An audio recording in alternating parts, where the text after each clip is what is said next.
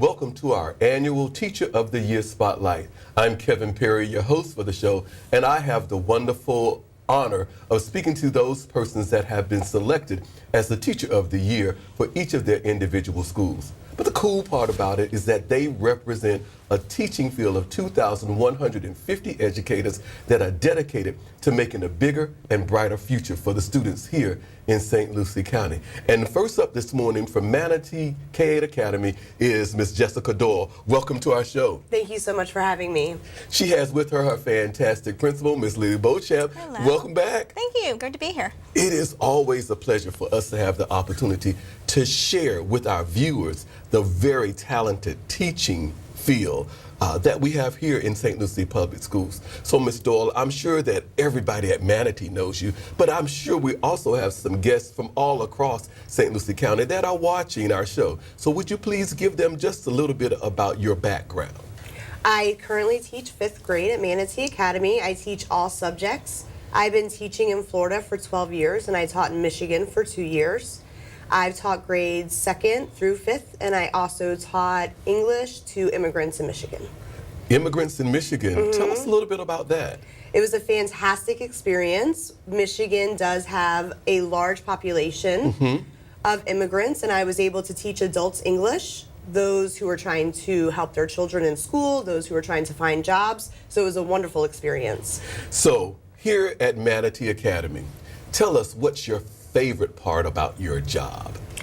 Definitely the students. I love coming in every day and seeing their faces and their excitement. I love the people that I work with. And of course, I do love my administrator. Well, she's awesome. I've known her for a while as well. Miss Beauchamp, introduce yourself to our viewers as well. Good morning. Thank you for having us here.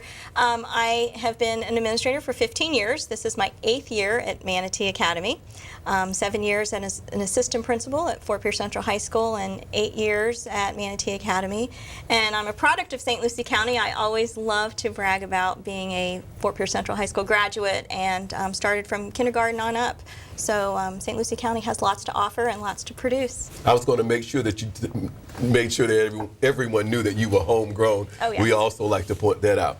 Okay, Ms. Dahl, the students that we're teaching today, they're basically born with some technology in their hands. Absolutely. They could probably teach us a thing or two about the pieces of technology that we infuse in our instruction. But that's my question for you. How do you use technology to help teach each and every day? We use technology in a variety of ways. Obviously, we use the computer programs that are given to us through the district, as well as ones that we have found on our own. Students use technology to create PowerPoints, different types of presentation, do research. We use our projector to do different things. Sometimes the students watch themselves through the camera while they're presenting so they could critique themselves. So we use technology in a variety of ways. Have you always known that you wanted to be a teacher? I have. Tell us about that experience. I was sitting in my 5th grade classroom and I was planning out how my week was going to run when I became a teacher. It's a little different than it looks today, but I remember saying I was going to give all the homework on Monday for those that want to get it all done in the beginning, and we were going to have fun Friday. Okay. So when you think about all of the homework on Monday, get it done, and then have fun Friday, and you think about the 5th grade, do you think there was a teacher or teachers that possibly inspired you at that time? Definitely my 5th grade teacher, Mrs. Patterson. Thank you, Ms. Patterson. Yeah. She was fantastic, and she was on point all the time. And she was sweet and caring, and we knew that she loved us. She was not theatrical, but she knew what she was doing, and she knew how to make sure that we were successful. Speaking about being theatrical, Ms. Beauchamp and I both love the theater. So if we were to walk into your room, what would we see? Walk us through. I am a bit more theatrical than my 5th grade teacher. I am very passionate, and so that comes out in my classroom. We do sing. We have sung for Miss Beauchamp before. We do sing, we dance, we need brain breaks, and those are good ways to do it. We bring music into science. Luckily, there are many people who have shared their science songs for us to learn. So I am a bit more dramatic. Ms. Beauchamp, it kind of sounds like integrating the arts into the curriculum in her Absolutely. classroom. Absolutely. So, Ms. Beauchamp, tell us, if we were to come on campus, what activities would we see Ms. Doyle involved in? Ms. Doyle is very diverse, as she's kind of described. So one of the things that she has done this year is had a modified classroom. So it's a different seating arrangement. So there's all kinds of seating that goes on. Some kids sit on the floor, some kids sit on bouncy balls.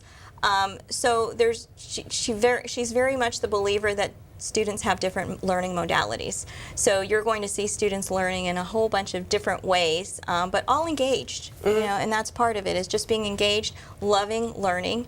And as she said, you know, each day is different, you know, in her classroom. It's amazing.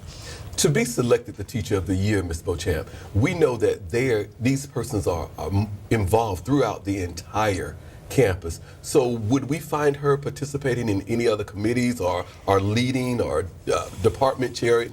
Explain those kinds of things. Ms. Doyle was our PBS chairperson, and she's still quite involved with that committee. She also established another group for our students. It's a girls group. It's called Girl Power. Is that correct? Girl Power. Right. And so what it is it's having girls engage in self-esteem activities, but also healthy living. So they do campus cleanup activities. They're involved in a 5K. They raise funds so that they can be a part of a local community 5K run. So just an integral part of the campus, which is phenomenal, and it's working well. And then she's also partnered with teachers. So each of our students has a mentor teacher that works with the students as well. Now, Ms. Doyle, that talks a lot about engagement of students inside the classroom as well as outside the classroom. And we know one of the things that we look for in our daily instruction is engagement. So what other activities do you employ to engage students in their learning in your class? With the current environment, you definitely have to work hard with your engagement techniques in the classroom. Oftentimes, they need to work in groups or with a partner so they could have conversations. Conversations keep them engaged. I believe that you need to vary your instructional strategies, which is why we do integrate technology in the classroom to ensure that students are seeing things in different ways. So, and I believe the teacher has to be invested and excited about what you're teaching. Now, Ms. Beauchamp touched on this idea of modified seating, flexible seating. What brought you to that for these fifth graders? My friends in the classroom have a lot of energy, and they were struggling to stay in their seat. And I've always allowed students to stand up. That's always been fine. But I wanted to give them options, and I wanted them to have ownership in the seating that they select that works for them. So I researched flexible seating, and I spoke with Mrs. Beauchamp, and she was on board. And so we have different seating, so they choose. They get to choose their seat. They get to choose who they sit next to, pending there are no issues. And it gives them flexibility, and it gives them that energy release that they need. If they need the bouncy chair, they have that. If they like to sit up, some students like to lie on the floor. As long as they're engaged in the lesson and learning, then it's absolutely fine. Two words you mentioned, ownership and options. Why do you think that's important for students in education? Students want to feel as if they have choices in what they're doing day to day, whether it be at school, at home, anywhere. And I feel that when students have ownership and have a choice, they buy in. And without their buy-in, they're not going to be as successful as they could be. I also think it's important because it's helping students learn life lessons. Absolutely. Yeah. Ms. Beauchamp, if you had to describe Ms. Doyle using 3 adjectives, tell us what they would be and why. Well, interestingly, one of the adjectives I would pick is one that she said described Ms. Patterson, which was caring. And she's quite caring. We have teachers who teach more than one subject, but Ms. Doyle is my singleton, so she teaches all subjects to 5th grade, and she's caring. She's that go-to person that is compassionate. She's enthusiastic, as she also described. You can go into her classroom. And diverse. I think she's always willing to be able to change and work with children. And she comes to me and she'll say, Ms. Beauchamp, I have this idea, or you're going to listen to me. And I'm always enthusiastic about listening to Ms. Doyle, even though she thinks I don't want to see her come in my door. I really do, because that's the kind of teacher you want. Always. You want the teacher who isn't stagnant, who wants to make changes, and who's thinking outside the box. And that's exactly what Jessica does. Is, you know, she's always researching, or she'll come to me with a new data sheet. You know, what teacher comes to you and says, here, try this. This is, you know, this is how I'm tracking my students. Maybe other teachers would like to use it too. Those are excellent qualities and characteristics. Ms. Doyle, you explained to us that you first fell in love, I think, with teaching in 5th grade. Correct. So when will you know that you are a success? Obviously, I have my academic, my data that I look at. I don't think I'll feel successful until I have 100% gains consistently. However, when I see my students graduating high school, going into college, joining the military, I feel successful on an individual level.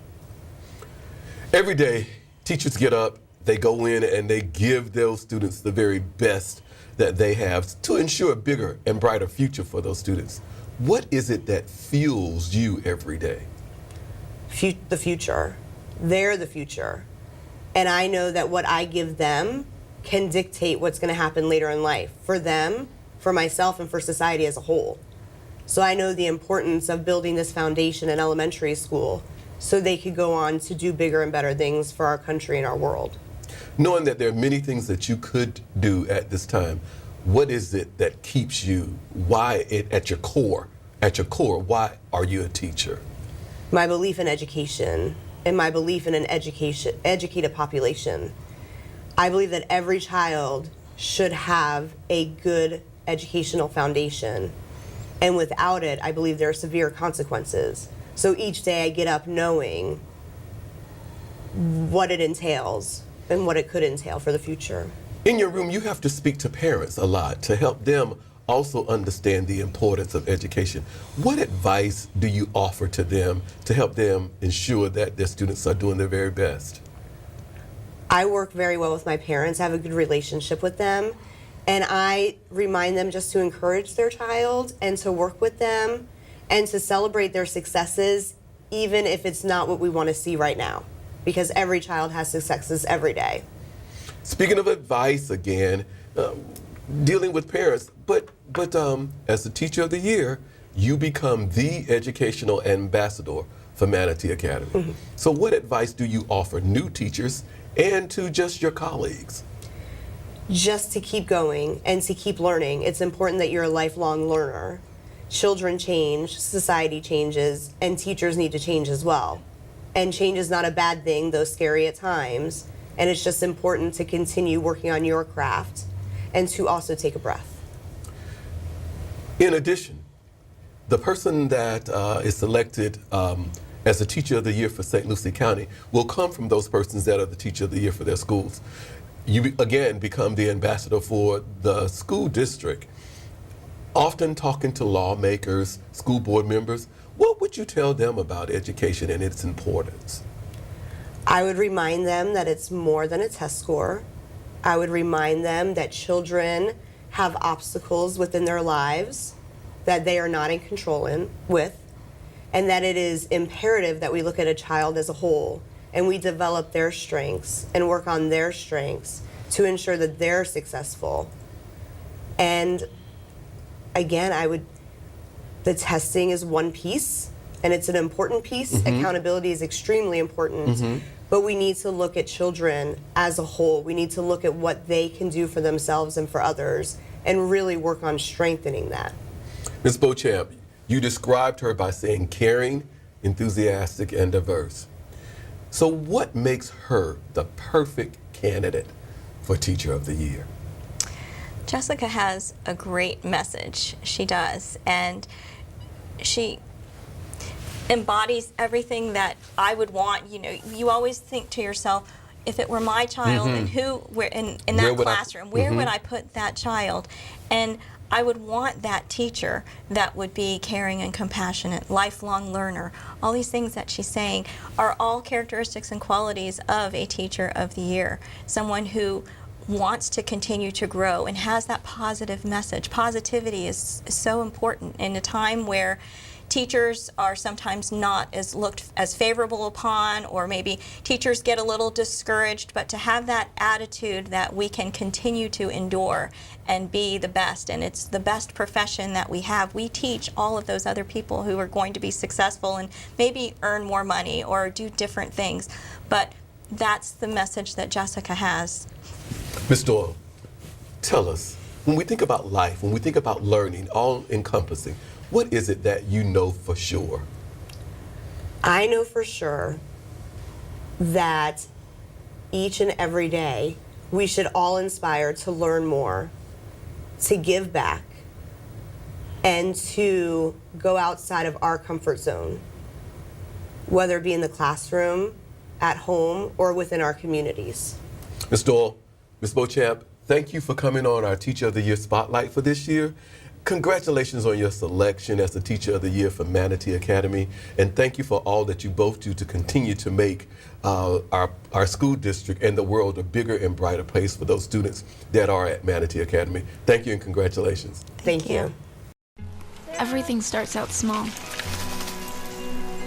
The things that hurt us, they all start from somewhere.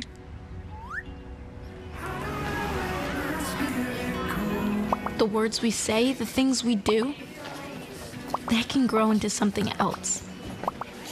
What was small and innocent can become big and sometimes scary. All it takes is one comment, one picture, one video for something to catch fire. But a big problem doesn't need a big response. Not at first.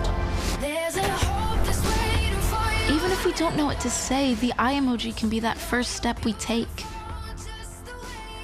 Let's all pledge to take that first small step together and change the world in a big way. I'm a witness, and so are you.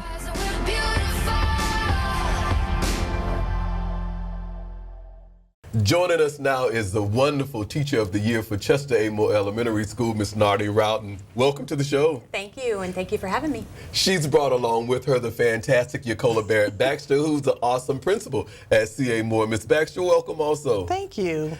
We are excited to have this opportunity to speak with you as well as all of your wonderful colleagues that have been selected as the Teacher of the Year for their schools, because we know that one of them will go on to be the Ambassador for Education for St. Lucie Public Schools. I know a lot about you, and I'm sure some of our viewers do too, but just in case there's someone that does not know about the wonderful Nardi Roughton, would you please give us a little bit about your background? Absolutely. My name is Nardi Roughton. This is my 21st year teaching, and all in St. Lucie County. I'm currently a 4th grade master teacher at Chester A. Moore. I started 21 years ago at Parkway, teaching 3rd grade, and I transferred over to FK Suite, where I was there for 15 years before transferring to C.A. Moore. I received my bachelor's at Florida Atlantic. I received a master's in reading at Florida Atlantic and a master's in educational leadership at Florida Atlantic. So you mentioned that you are a 4th grade master teacher. Describe for our viewers what that really means and entails. Okay, a master teacher is new this year, and what that entails is about 45 minutes of release time where I can leave the classroom and work with my fellow 4th grade teachers, or they can come to my classroom and observe lessons. So I went in and modeled math lessons, TP Fast, which is how we close read poetry, and did instructional rounds. So it's gets me out. It allows me to work with teachers and students. So you're helping to train the teachers. Yes. On your campus. Yes. Great, yes. Great. So they're learning from the master teacher. Yes. Oh, great. What's your favorite part about teaching each and every day? Oh my goodness. My favorite part is proving people wrong. And what I mean by that is when I get very passionate about what I do. And when I see something that's like, I'm going to do this with my kids because I know they can do it, there's always someone says, oh, you know they can't do it. It's like, you tell me they can't do it, and I'm going to prove you that they can do it. And that's probably my favorite part. And then not only proving it to them, but proving it to the students. Because one thing not allowed in my classroom is I can't. They're not allowed to say I can't do it. And to get them from going from that to I can and I will, that's all. That's what it's about. Do you have a favorite subject? I love them all. I love reading. I love teaching reading, and mainly because when growing up, I struggled with comprehension. I could read anything on a page, but don't ask me what it was about. And my love for reading, being able to read the words, but my desire to understand, I guess, compels me to teach that to my students. So reading, and then also science. Last year, I brought inquiry into my classroom where I just stand back and watch the students do it, and I love it. And just the look on their faces when, for example, we were doing Force and Motion, which we start this week, and during lunch they came in and built Connects cars, and then we would use that during science. And we did something with ramp, different incline planes. And so I was watching them, they let it go, and I just stood back and they said, well, how are we going to measure? And it's like, how are you going to measure it? So they had the questions, but I would question them back, and then they would discover what to do. I love that. Inquisitive students. Yes. Yeah, helping them take responsibility for some of their own learning. Exactly. Miss Barrett Baxter, welcome again, and tell our viewers just a little bit about your background and how you came to be the fantastic principal at Chester A. Moore. Well, good morning once again. I'm Eucola Baxter, the proud principal at Chester A. Moore Elementary School. A little bit about myself. I have been in St. Lucie County approximately 21 years. I've been also at Parkway for a number of years, after which I was also the principal at Fort Pierce Westwood for a short period of time, and then Village Green, and landing this fabulous gig at Chester A. Moore. I can't speak of a better place to be, and we are enjoying each and every day. So, well, we know there's some fantastic things going on at Chester A. Moore because of its leadership and because of wonderful, wonderful teachers like Ms. Roughton. So, Ms. Roughton, we know that these students that you are working with were basically born with some form of technology in their hands. I'm sure they could teach all three of us some things that they can do. But how do you purposefully plan for and infuse technology in your instruction? Technology is important in my classroom. Yes, we do the Class Dojo and the Skyward and things like that. However, I bring in other aspects of technology. Okay. I have a 3D printer. We are working on a project now where the kids designed a keychain, and then they went on Tinkercad, which is an online program. They create the keychain. We download it into the 3D printer, and then they're printing keychains that we are actually giving away for donations and raising money to help the school in the Panhandle that was devastated by hurricane. Wow. So that's one. We do Edmodo. I don't know if you're familiar with that. It's another computer program where it's kind of like Facebook, but it's not. And I can post a question, the kids answer the questions, and they can converse with one another. And I brought that in several years ago because you always have that one or two or three students who are reluctant to talk, and this way gives them a voice. So I was amazed at some of my students that it's like, wow, this is really great. So we do Edmodo, I do Plickers. Are you familiar with Plickers? I have them blog on Kids Blog. So again, another form of them to communicate what they've learned. I'm sure I'm missing something. That's okay. Oh, I do Facebook Live. I have a Facebook group. And you went live with your students over the holidays. I did. That was so much fun. You go on live, and I'll either do a math lesson over the holidays. I did a math lesson. I did 2 math lessons. I did some writing. And they can actually chat back with you in the comment box. And it was funny. They said, I miss you, Mrs. Rotten. I said, I miss you too. I can't wait till Monday, and stuff like that. So that's also a form of communication with parents as well. Even though you were having them do some learning over the holidays, they still missed the wonderful. Yes. Oh, great. So, have you always known that you wanted to be a teacher, or when did you discover?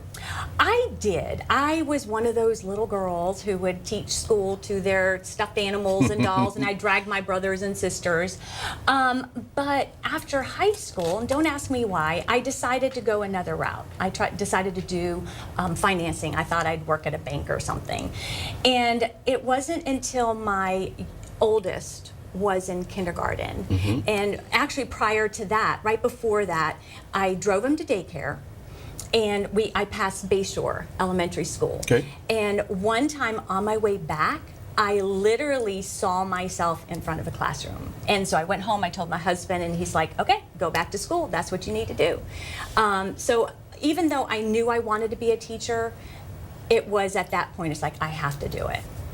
When you think about back at always knowing that you wanted to be a teacher, taking a different path for a little while, as you think back, do you think that there might have been a teacher that inspired that love for learning and that desire to teach? And if so, who was that person?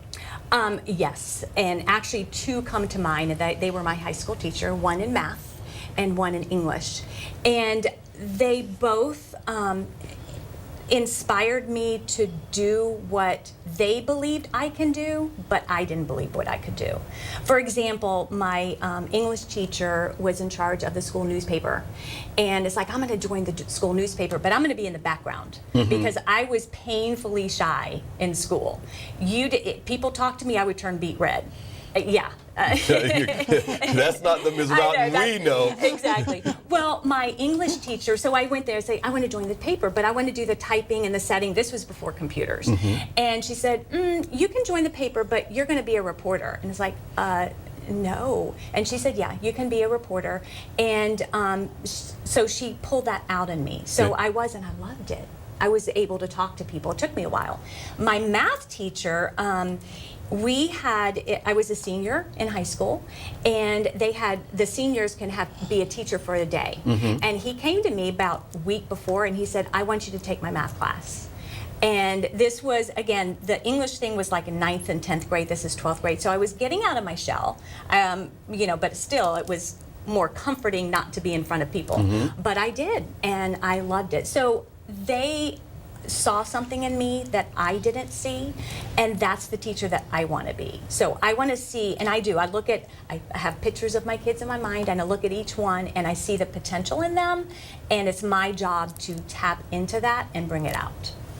Ms. Baxter, we know that Ms. Roughton is a master teacher helping to train other teachers at Chester A. Moore. But we know to be selected as the teacher of the year there, you have to be involved in the total aspect of making the school work. So what other activities would we see Ms. Roughton involved in? Well, Ms. Roughton is involved in a number of aspects in the school. As she mentioned in one of her responses, is that she goes above surpasses the walls of the school. And so looking at how she can help others through the fundraiser that she has her children working on, again, it's a learning process for students, but in the meantime, they're helping to support schools that have been devastated by a storm. In addition to her instructional skills in the classroom, she's an asset to us outside of the room in terms of looking at the instructional day in terms of some of those managerial things that, leadership has to participate in. So she's assisted in creating schedules, best way to create learning environments through scheduling, working on assessments in terms of how are students performing, looking at data. She's phenomenal at creating a chart and a spreadsheet in terms of making that data more accessible to the naked eye. So she has definitely had her hands in a number of aspects here at the school. Using 3 adjectives, how would you describe her, Miss? I have the fortune to have known Miss Rhonda not only as a teacher, but also as a parent. She had my oldest as a student. So coming to the table with both of those viewpoints, she is definitely caring. That is definitely at the top of the list. Like, she sees the potential in every student. I think she's energetic in the way she goes about instructing students. You never walk into the classroom and see a worn out or tired or frustrated Miss Roughton. She's always ready to move forward with instruction.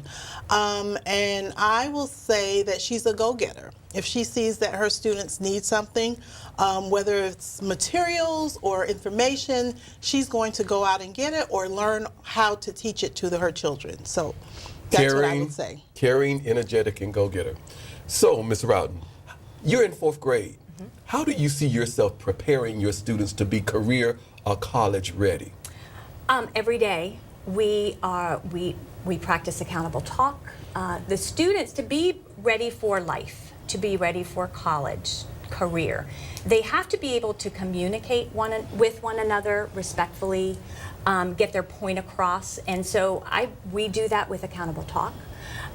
We do that with Kagan structures, just how to speak respectfully. Setting goals.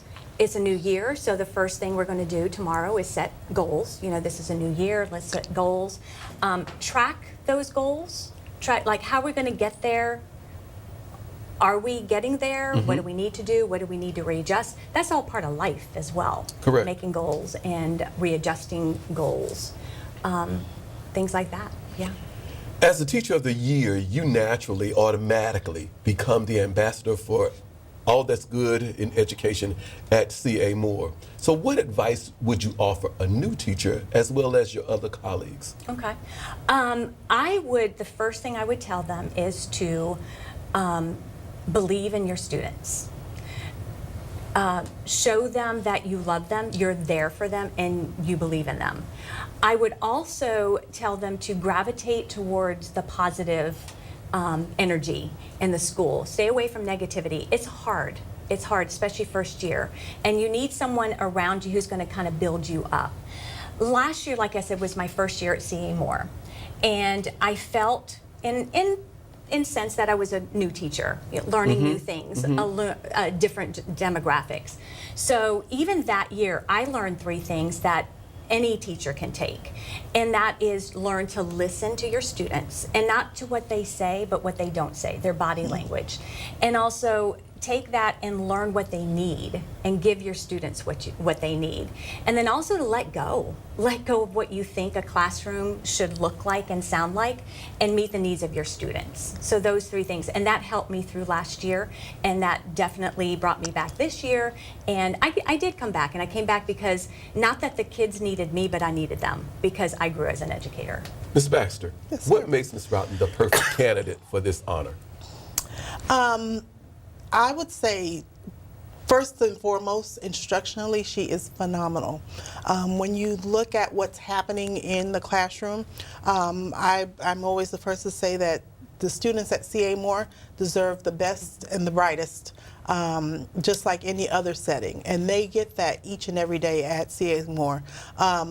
And not just in Ms. Roughton's class, but in all of our classrooms. But she definitely is taking the lead and the charge in terms of what is happening instructionally. She, again, as a master teacher, it permeates what happens in the 4th grade team, and not just 4th grade, but the school as a whole. So that's very important, that there's not just that one shining star within one classroom, but how can we share that with others? And she is definitely sharing it with others. Ms. Roughton, finish this phrase for me. The world needs. The world needs people who are going to take risks to help students be the best that they can be. and not just be in the status quo and do what I've done this for the last 20 years. It's like, oh, you know what, this is new, and I think my kids can do it. I'm going to take the risk and do it. So I think the world needs people who's going to take risks.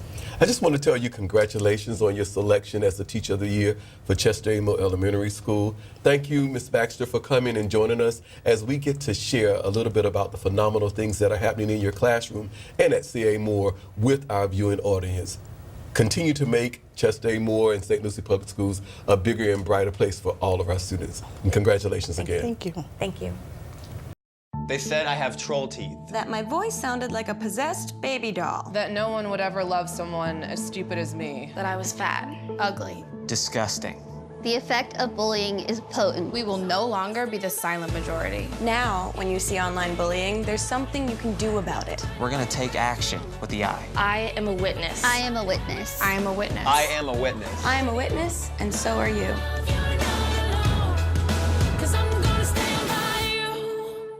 Joining us this time from Floresta Elementary is the fantastic Miss Ashley Franklin, who is the awesome Teacher of the Year for that school. Welcome to the show. Hello.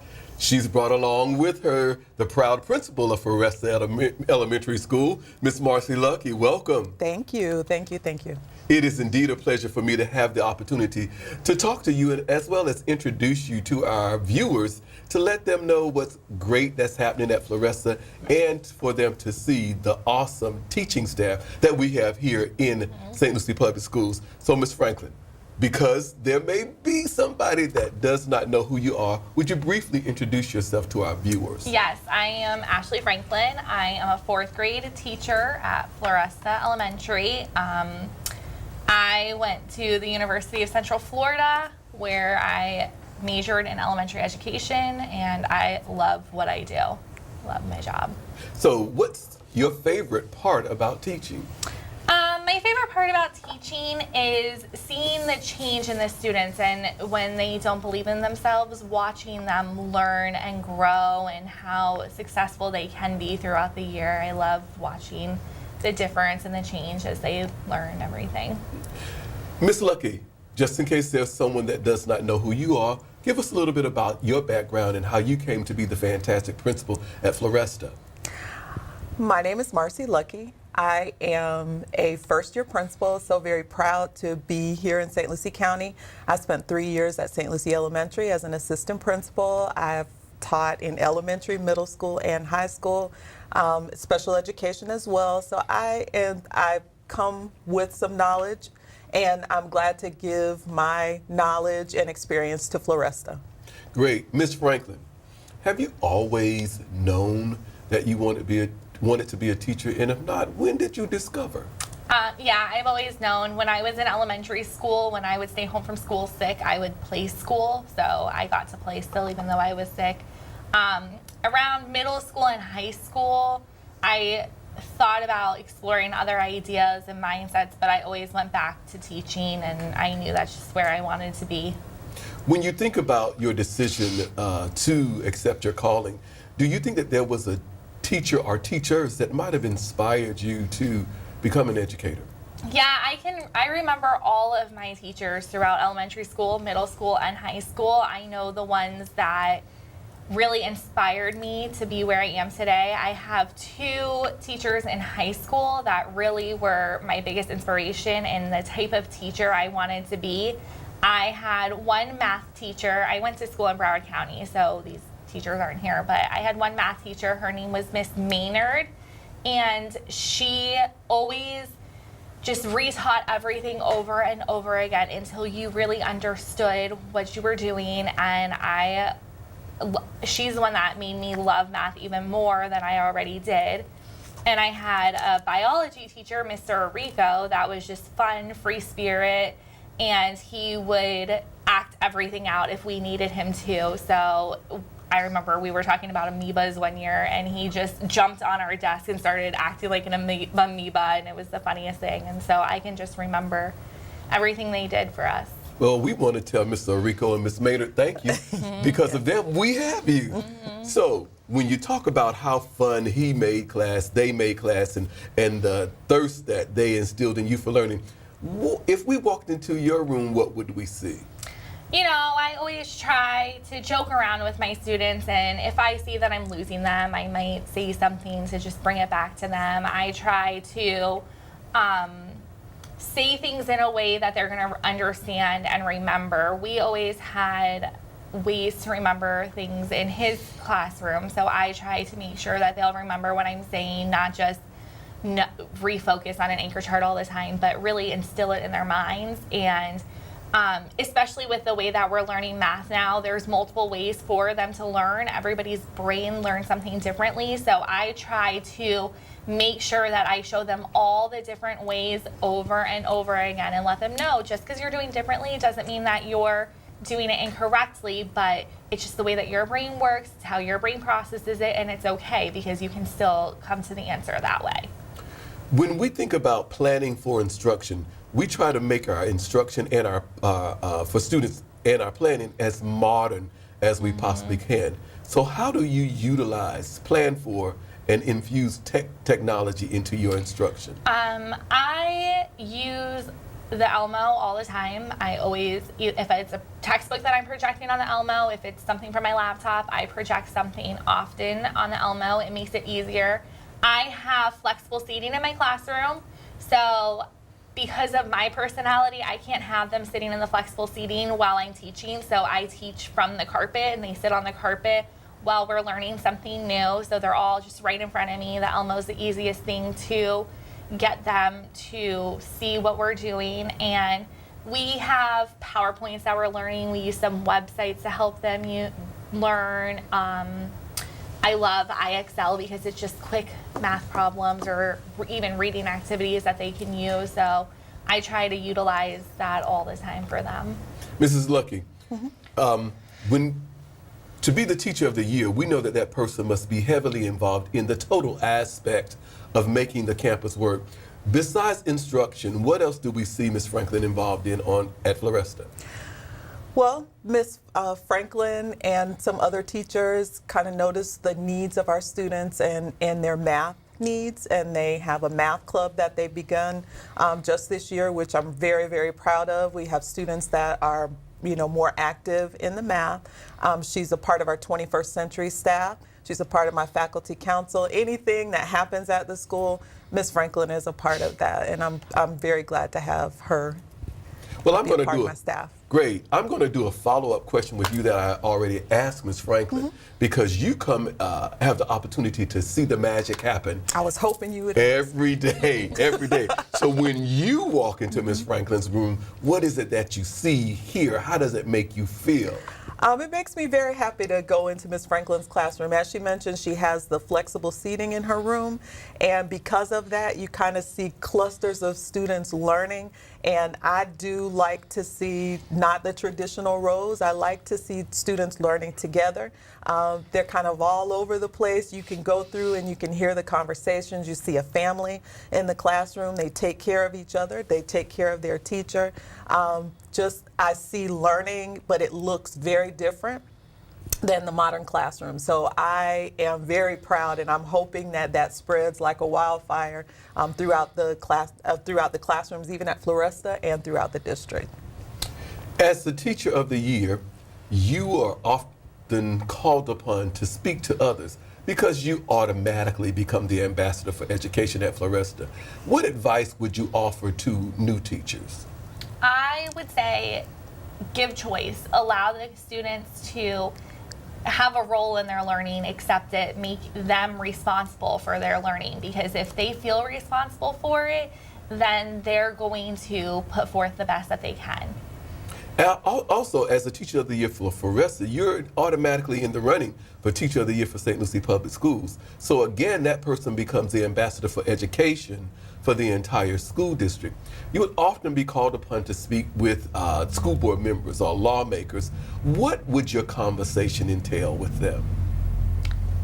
Probably just having them understand the way that I do things and how much I believe in the students to make the right decision for themselves, and just how to drive them to that decision and encourage them to do the best that they can.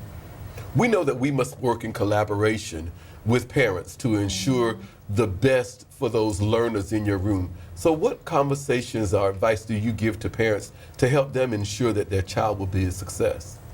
I let parents know that they can work on in reading what they're interested in. You know, don't force a specific book down their throat and tell them they must read this because it's at a 4th grade level or they liked it when they were in 4th grade, but let them, you know, have ownership in what they're reading. I know when I was growing up, I always just had the book taken away from me when I was learning, and I don't recall very well. I have to look back, and I always tell my students, make sure you look back because that's what you have to do in order to remember. So I tell parents, you know, read the book ahead of them maybe, or find the types of questions to ask them to get them to just talk about their book, explain it to you, tell you what they like about it, so that way they feel that ownership in their book and they're more interested in reading it because they have somebody to talk to about it. And it gets them encouraged to just look back in the text, which is what we're training them to do. Mrs. Lucky, describe Miss Franklin for me using 3 adjectives. And make sure you tell me why you chose those 3. I would say that Ms. Franklin is adaptable. We have had many changes at Floresta, and for that reason, she has guided her team. I forgot to mention she's a team leader, has guided her team in making those adaptations to students as well as to systems that are in place within the school. I would say she's enthusiastic. She just takes everything with a smile and she goes in headstrong, just total in with everything that happens at the school. And I would say she's reflective.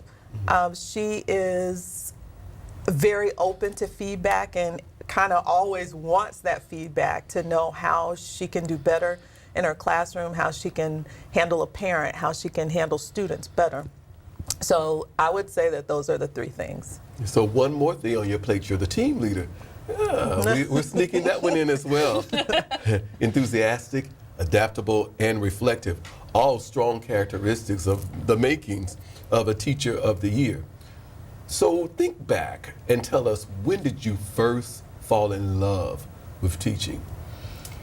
My aunt is in Miami, and she has been a teacher, a principal. She's been really strong into education. Growing up, she was always the one to kind of, you know, buy us those toys that were educational and push them on us. And they lived right next to the school that she was the principal for. So we got to kind of explore the campus, walk around, and I just, everything that she taught me, said to me, everything about her was just really incredible, and I knew I wanted to kind of follow in her footsteps and go into education and be like her. You're teaching 4th grade, so that means students have 8 more years before they graduate. But how do you see yourself preparing them to be college and or career ready? Besides when I'm teaching them, I'm really big into the University of Central Florida. I'm a big Knights fan. I'm a Clemson fan. I am proud of the college football, the sports. I always talk about the schools that I'm into and just letting them know that college is a big deal. And even if you don't go to college and you just want to go into a career, whatever decision you make, you know, it's important to kind of think about the life that you have ahead of you at this point. So we always just kind of had those conversations together.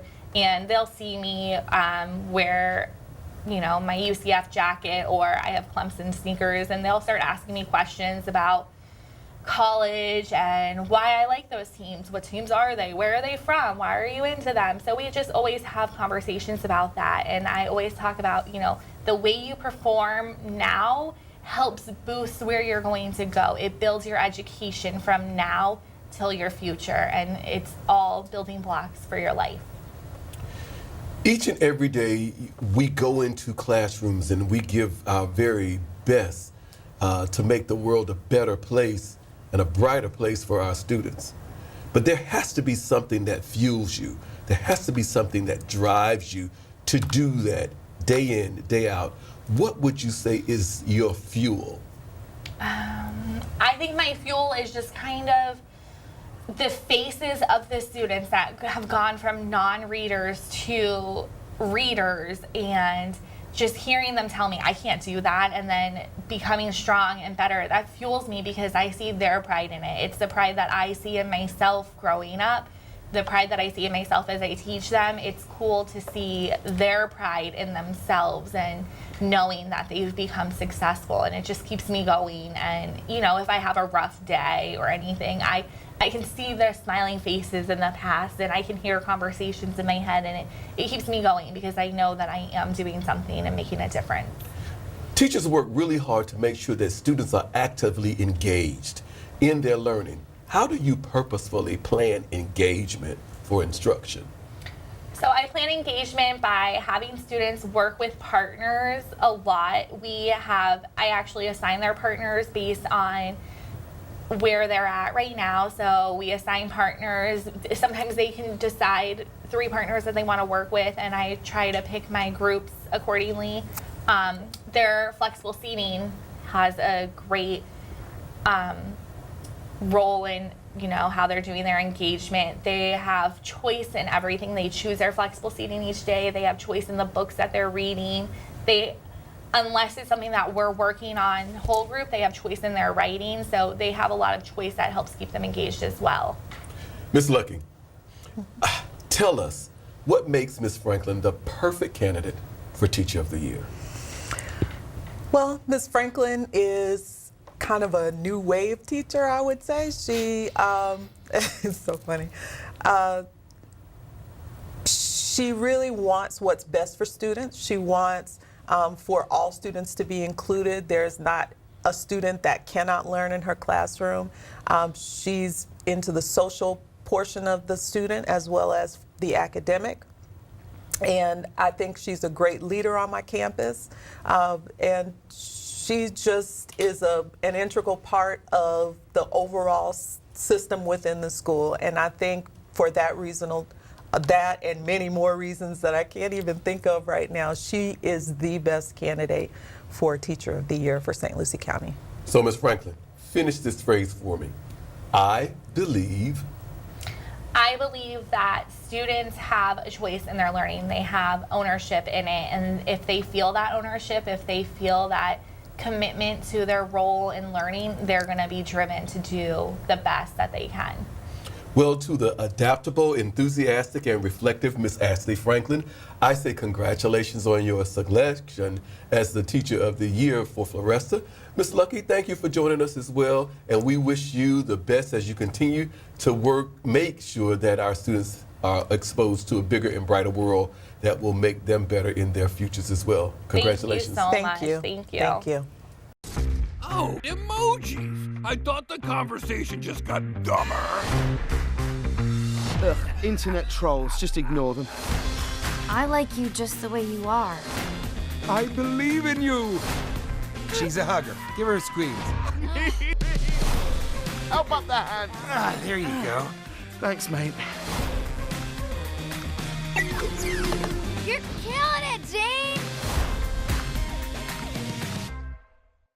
At this time, we want to welcome to our Teacher of the Year spotlight the wonderful Miss Amanda Powell, who is the fantastic Teacher of the Year for Longwood Elementary. Welcome to our show. Thank you for having me.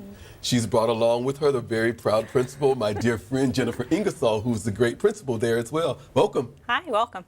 It is a pleasure for us to have an opportunity to talk to those persons that are representing their schools as the Teacher of the Year. But more importantly, it's a great chance for us to share the wonderful teaching field with our viewers in St. Lucie County. So just in case there's someone who does not know who the wonderful Miss Amanda Powell is, would you please briefly introduce yourself to our viewers? Well, I'm Amanda Powell. I teach kindergarten at Longwood Elementary. I've been working here in St. Lucie County. I think this is my 8th year, but it's my 16th year teaching. I was a product of St. Lucie County Schools. Yes. My mother taught in the district for 35 years. Cool. She retired here at Don and Pancos. Okay. So when I went to college, I stayed there for a little while, and then I returned home to kind of raise my kids and put them through the same process. So, what school did you graduate from? Port St. Lucie High School. Well, St. Lucie High. Yep. I Great. was Southport Middle and Floresta Elementary. Well, it is always a pleasure when we have an opportunity to speak to our products, our homegrown students that actually return back to invest in the community as well. Ms. Ingersoll, just in case someone that does not know you, introduce yourself briefly and let us know how you came to be the fantastic and very proud principal at Longwood Elementary. Well, this is my lucky number 13 year teaching here in St. Lucie County, and I started off at Fairlawn Elementary. I was there for basically my teaching career. I was at River's Edge for a few years as an assistant principal, and I am now proudly at Longwood Elementary as my first year as a principal there. So, Ms. Powell, tell us what subjects, what grades do you teach? I teach kindergarten, so I teach life. So everything that you need to know, you learn in kindergarten. Yes. So I teach everything. I try to take it as when a student walks in your door that you just encompass them with, if I want them to know this, then I need to teach them everything about it. So just from entering the room, like, okay, well, this is where your backpack goes, and this is how you take it off, or these are the tissues. So I really try to take it from the get-go to not leave them in a lurch of not knowing the unknown. Like, they shouldn't feel like lost. So when you take them in, they're such little babies, and you have to like bring them in and you have to give them all the tools and all the steps and all the academics and all the life skills. And I feel like kindergarten is like, they put the meme up, they say everything you need to know in kindergarten. I think you really do. You learn it there and you just hone it and progress through your career through school. So tell us about learning how to share in kindergarten. I think sometimes I might have missed that lesson. I don't know if it's about sharing, because I've always taught kids, like, well, if someone has something, you're going to let them kind of continue with it. But you could ask them, like, when you're finished, do you mind if I use that? Because I've always kind of taken the perspective, if you were on your cell phone and I walked up and I said, can I have your cell phone? You'd kind of be like, right. No. So you have to teach the little children that there's boundaries and expectations, that there are community items that, yes, we should all be using, but that you just can't take from someone's hand, or you can't say, oh, well, that's mine now. But you have to teach them to communicate with, I really like that turquoise crayon. When you're finished with it, could you pass it my way?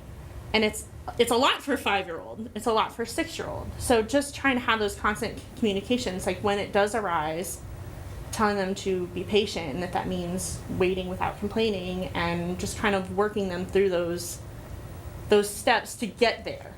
So yeah, you have, I mean, even in December, there's little skirmishes about things, but not like there was in August, and 100% less by the end of the year. Cool. And they've learned to kind of respect each other. Like, I can't just grab, I need to communicate my need, and then hope that it is reciprocated. So, I love kindergarten. Crisscross applesauce, 1, 2, 3 eyes, all of that kind of great stuff down there in elementary school. What's your favorite part of teaching? So we had this classroom fish that arrived from our elf. And the first day it was there, we were leaving to go to resource, and they were blowing it kisses. Those are my favorite things about teaching. Cool. So the little moments, like, we're leaving and you'd least expect it. They're like, bye, Snowball. And you're like, they've got it. Like, they've got it. Like, they love it. They already have feelings for it, and they want to show their, like, gratitude or feelings for it. So those little things throughout the day are, like, why I want to be there. Like, they're so fun to be around, and they say things and they do things that, like grow your heart, I guess. So. Cool, grow your heart. What a great phrase. Oh, wow. Miss Ingersoll, to be the teacher of the year at Longwood Elementary, we know that person has to be heavily involved in the total aspect and operations of the school. So what would we see Ms. Powell involved in that actually helps the school work? She actually stays very busy. She does. She's nodding.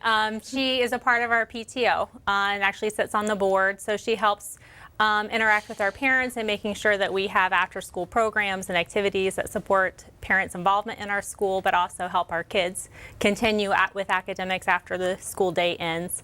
She sits on our SAC committee, and then more than that, she was voted on by her fellow teachers at our school, which really speaks to how much she is a go-to person. If there's questions, especially in her grade level, and supporting new teachers on our campus with teacher mentoring, she is a go-to person. She's someone that they seek out and ask questions of, and they know that she's always willing and able to help. Anything that she can put out there and try to help you with, she's certainly willing to do it. So it's a real testimony to her commitment to our school and our students that she was nominated. Ms. Powell, when you think about the pitter-patter of little feet in your room, we also know that by the time they could hold their bottles, they were holding a cell phone or some form of technology. How do you purposefully plan for and infuse technology in your instruction with your students?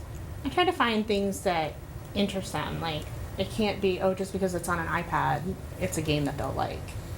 Some of it I've tested on my own kids, like, oh, that didn't go so well, I'm not going to use it. I like to talk to teachers that have iPads and things in their room, like, oh, what do you use? What do your kids really enjoy? I know in our team especially, there's a lot of back and forth conversation, like, have you tried this? Do you like this? So we use our iPads, we use a lot of programs through the computer. I know my kids, we used to do the old school listening center with the headphones and the tapes. While they enjoy that, I've also been using a laptop for my capstone library, so they can pick a lot more nonfiction texts, and you can see a lot more of their enjoyment as they're like watching and listening. So that's an extra center that I like to use. And then we also use iReady in our classrooms. Cool. We also use Starfall for some of those like the lower level skills as they're beginning in the beginning of the year. It's hard to get them on iReady without having something fun to make them click and use the mouse and use their headphones. So I like to bring up Starfall, and they get kind of the game situation where they like to click, and it's a little bit more colorful and a little bit more immature for them, but for them to feel successful, to get them ready to do harder programs, and then they're kind of more prepared. That leads me to ask a question. How do you purposefully plan the use of engagement? For technology? Or just for learning, period? I try to look at it as, if I'm sitting at my time of day, I try to think about blocks of time and how I want them to end result. So if I want this, then I kind of have to scaffold backwards. Well, if I want them to be able to use a computer, and I want them to be able to have a sustainable 20 minutes kind of amount of time, not over, not too less, I want them to be able to complete a lesson. Well, then I also want to know that they have stamina. I want to know that they have the skills to physically do the work. And I want to know that they have kind of a knowledge of what my expectation is while they're there. So I start from what I want, and I kind of work backwards, and I chart. We talk about it as a group. We model together.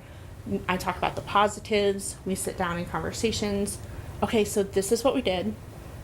Who did something that was correct and that they feel good about? And I listen to answers. And yes, that is exactly what I wanted to see. I saw that your eyes were facing here. I saw that you were clicking this. I saw that you had your book open. And I look for different lessons and what expectations that we talked about, what it would look like. And then when we finish, what did we do well? And having those same conversations. So if I've given a good expectations, and I've modeled, and I've talked, and we've talked, and they've given their advice about what they felt like they did well, we kind of get to that end result. Great. So I try to take that through math, through reading, through projects, through anything that we do. I try to work backwards. Here's my end result. What do they need to get there? So, as the teacher of the year, you automatically become the ambassador of education for Longwood Elementary. What advice do you offer, or would you offer, to new teachers? Find your peers. Find the people that have done it. Don't be scared to ask. Don't be scared to cry. If someone says, I had my life together, my first year teacher, they lied. They maybe got lucky. Even in my 16th year, there are things that I learn. I have a teacher next door. She's only been teaching 3 years. She teaches me stuff all the time. but you have to be open to that communication. I'm lucky enough in my team and in my school, there's people who have worked for 35 years more. First year teachers bring so much to the table that I didn't have when I was in school, that I didn't partake in when I was in college. So even like the new technology and the new things that they're doing, they're bringing it in. They have value. So even if they're a first year teacher and they're like, oh, well, I don't have anything I don't have it. They do. Like, you have to just be glad of the education you received and be open to all the doors and look for people. And don't be scared. Like, teachers are there to teach. And sometimes you don't know people and you're like, oh, I saw you do that. Can you show me? Like, you just have to be forward and asking. Like, if you saw it, you liked it, ask for it. What advice would you offer to parents to help them ensure that their child is going to be a success? Just be happy about school. Like, I've always worked in Title I type schools, and they say economics is important, but it's wrong. I don't feel that it is. I feel that parents who are, I'm glad you're going to school today. I'm so glad when you come home, and they just want to have that conversation, and they are, tell me what you did at school today. That could be the biggest thing their kid wants to go home to every day. Oh, my mom's going to ask me what I'm going to do today. So just being, and they don't even have to be like, I know they work, I know I have the 2 jobs, and even if you're busy, taking that 15 minutes right after school. What did you do today? Showing that you care, being involved in that moment, and putting the emphasis on that you're glad they went to school and you're glad that they put their best effort in. Ms. Ingersoll, describe Ms. Powell for me using 3 adjectives and tell me why those 3. You've probably been able to tell she's very energetic. Anytime you go into her room, I would say that that's probably one of the things that really stands out is very high energy. She's very interactive with her kids. Her kids are interacting with what they're learning, and they're interacting together in academics. She's a believer. She really does believe in the power of education, and she believes in the power of her children, that her children really have the ability, regardless of where they're coming from and the background that they come to the door with, that every child really can succeed and grow academically, and she looks for those ways to give them the pathway to that success. You can also probably tell she's very caring. So she has a very loving heart, whether it's for her students or for her fellow teachers, the parents. That caring really shines through. So she's somebody who's trustworthy and someone that they feel welcome to come and talk with and get advice from. Caring, energetic, and a believer. For you to go back in each and every day, there has to be something inside that drives you, something that fuels you. What is that something? To not have the same thing happen every day. If you stagnate or you look for the same result every day, you're not getting anything. So I try to think like, okay, well, we've done this and we're doing this, but there's more we can do. There's always more we can do. And even if we're out of standard and we're kind of going through the scaffolding, and there's always more. So I always think of like, you don't teach to your lowest child, you teach to your highest child, and you bring everyone else along. Like, there's so much more everyone can do.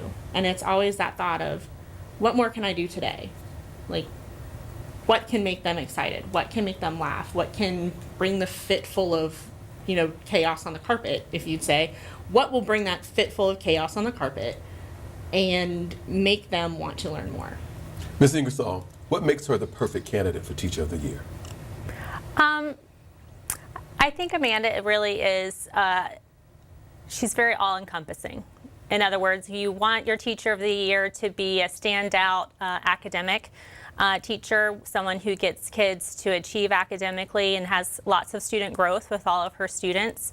You want somebody, again, who supports the school culture on a broad spectrum. It's not just about what's happening in her 4 walls, but what can she bring to the table, and how does she use her energy to benefit all the students in her grade level and all the students on campus, which she does. She does that every day. And like, as you said, she represents Longwood and who we are as a school.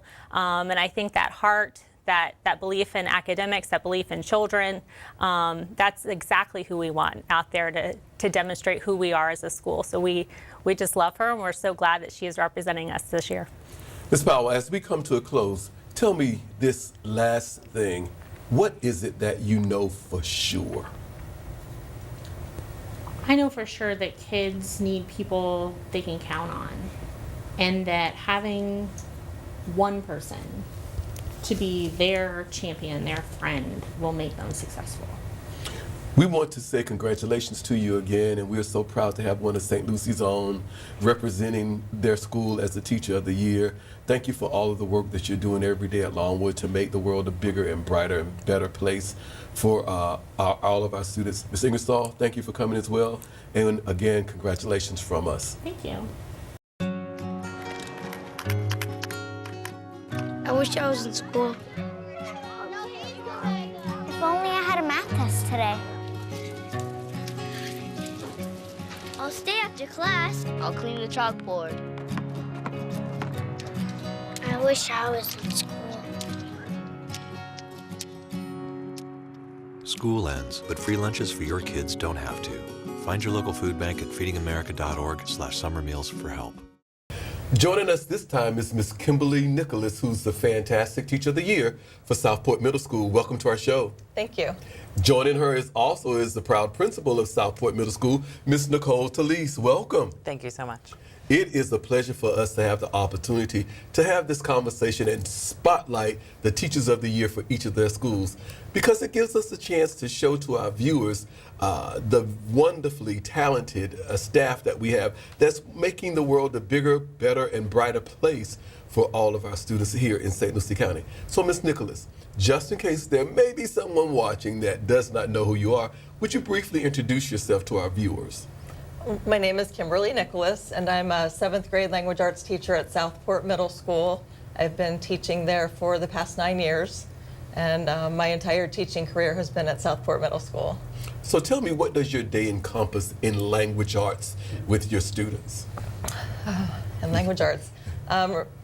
I actually teach a literacy class. It's language arts, but we teach reading and writing. Mm-hmm. So the day starts early with a lot of planning, choosing text, matching standards to texts, and just trying to plan lessons that the kids will have fun with and really enrich their learning experience. Ms. Talise, introduce yourself just in case there's someone watching that does not know who you are. Sure. I'm Nicole Talise, the principal at Southport Middle School. I've been an educator for 17 years, 13 of those years here in Southport at Southport Middle School. Great. Okay. When we talk about students with learning, we know that there's just so much going on. But we also know that these are students that have to be actively engaged in learning. So tell me, how do you plan for engagement in your instruction? I start by trying to understand what my students' interests are so that I can incorporate those as much as possible in the choices that we make for the classroom. I understand that we are competing for their attention with the video games and just all of the things that they enjoy outside of the classroom. So I try to bring those things into. I try to understand what they like so I can talk to them about it and bring it into the text. So how do you purposefully plan engagement then, especially since we're competing, as you said, for their attention? Well, as much as possible, we go to the computer lab and we use the computers, and that tends to engage them. I've used class notebooks for them, and I find when I put their assignments on a computer, they do tend to stay with it, and it promotes engagement. So have you always known that you wanted to be a teacher? Yes, I have. Tell me when it started for you. Well, I just remember in elementary school, I remember starting the 1st grade. I just really enjoyed classroom life. I was one of those kids that loved the teacher, and I wanted to be like my teachers. And by 5th grade, I was collecting all of the worksheets at the end of the year and bringing them home to sort of have my own little classroom in the house with my students.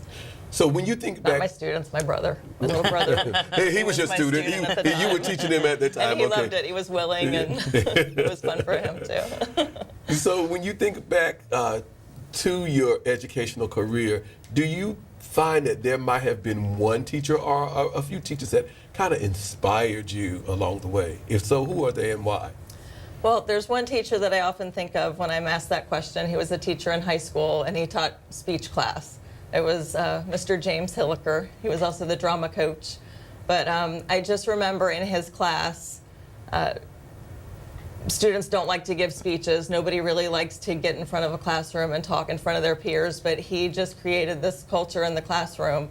We were 9th graders through 12th graders. We were jocks and surfers and, you know, just the whole gamut of different kids. And he just made us all relaxed and comfortable, and we were all able to really do well in that class and feel good about the work that we were doing.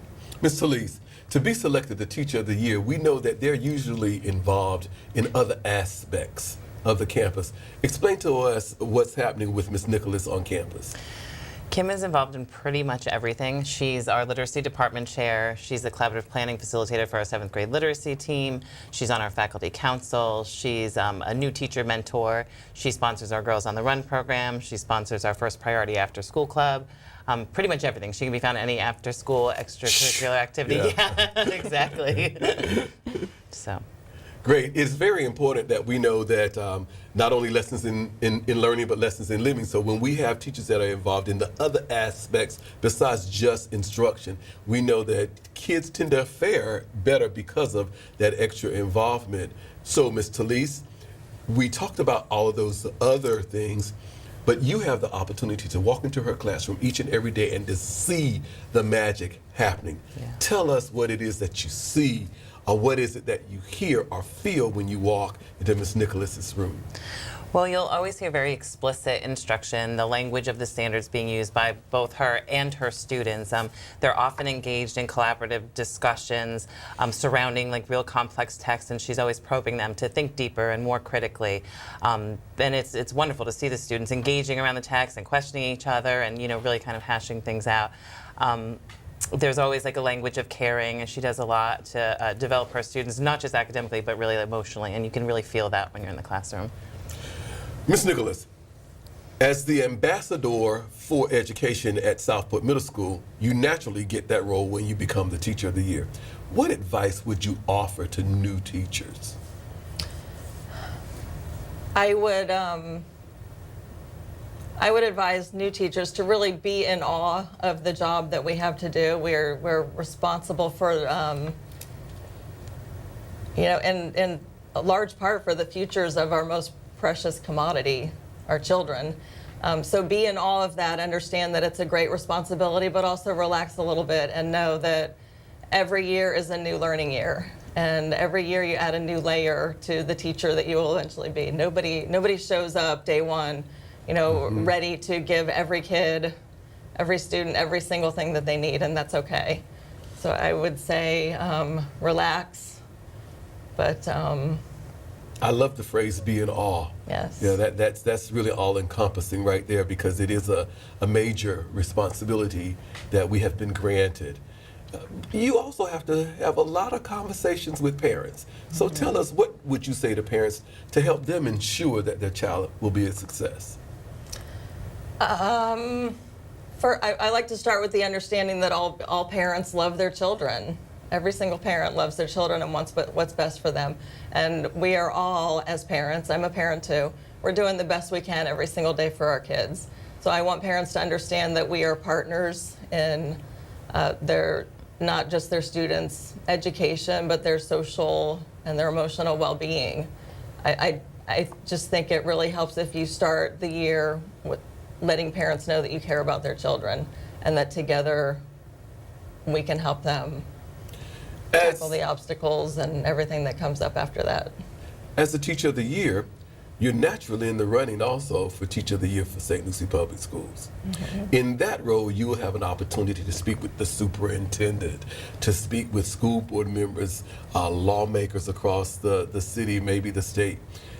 What would you say to them about education?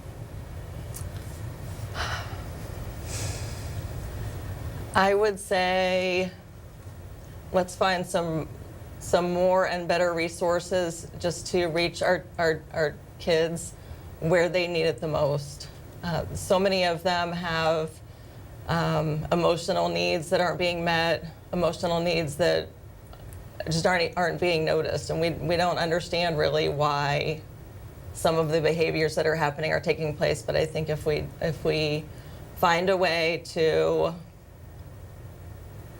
just realize what every individual student needs, it's a huge task, but there's got to be a way that we can just give more of them exactly what they need, not only on an academic level, but especially socially and emotionally. So when we look at everything all-encompassing about the child, we make sure that no child is left behind in any measure. Ms. Talise, describe for us Ms. Nicholas using 3 adjectives. I would have to say dedicated and caring and passionate. And explain to us why those 3. Well, when I say dedicated, obviously I mentioned all the things that she's doing around the school, but honestly, she is one of the first to arrive, last to leave. She's constantly finding new ways to plan more exciting lessons and to do better herself. I mean, she's always stretching, and she gives so much to the school and to our students. Caring, obviously, you can just hear when she talks. She really does care about the whole child. It's not just about getting through a lesson, but it's about developing young people, into their best self. And passionate, again, she's just she's a true learner herself, and she's passionate about learning for herself, for her students. So, yeah, dedicated, caring, passionate. All of those things are really there when we watch you talk as well. So, in 7th grade language arts, how do you see yourself preparing your students to be college and or career ready? Well, I try to relate everything that we do to every possible future that they might have. So if we're studying characters in literature, I ask them questions like, how many of you plan on being a friend to somebody for the rest of your life? How many plan on being in a relationship, a friendship, a spouse? How many of you are going to be parents and business owners? And all of these require an understanding of human nature. So when we study literature, when we study text, we're studying human nature. And by knowing that and by understanding people, they will, I truly believe, and I help them believe, that they will have more satisfying lives. So that's just one way that I try to connect what we're doing in the class to whatever they might do in the future. After your students leave you, they have 5 more years before they even graduate from high school.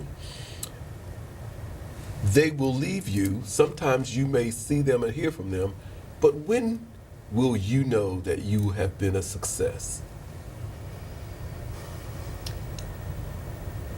I don't really feel like I need for them to come back around and show me that I succeeded. When they leave at the end of the year, I see changes in them through the conversations that I have with them. I see an impact that my instruction has just by my relationship with my students. I see by the end of the year that they're going to carry that with them. And I don't remember every interaction that I've had with teachers, and often I don't remember, everything they taught me in a year, but I remember, I just feel like I carry a piece of my teachers with me after I have left. And I really feel like I'm just putting like a small piece of what I believe and what I feel. I want them to have happy futures, and I tell them that all the time. That's my goal for them. I want them to be happy, successful, productive adults.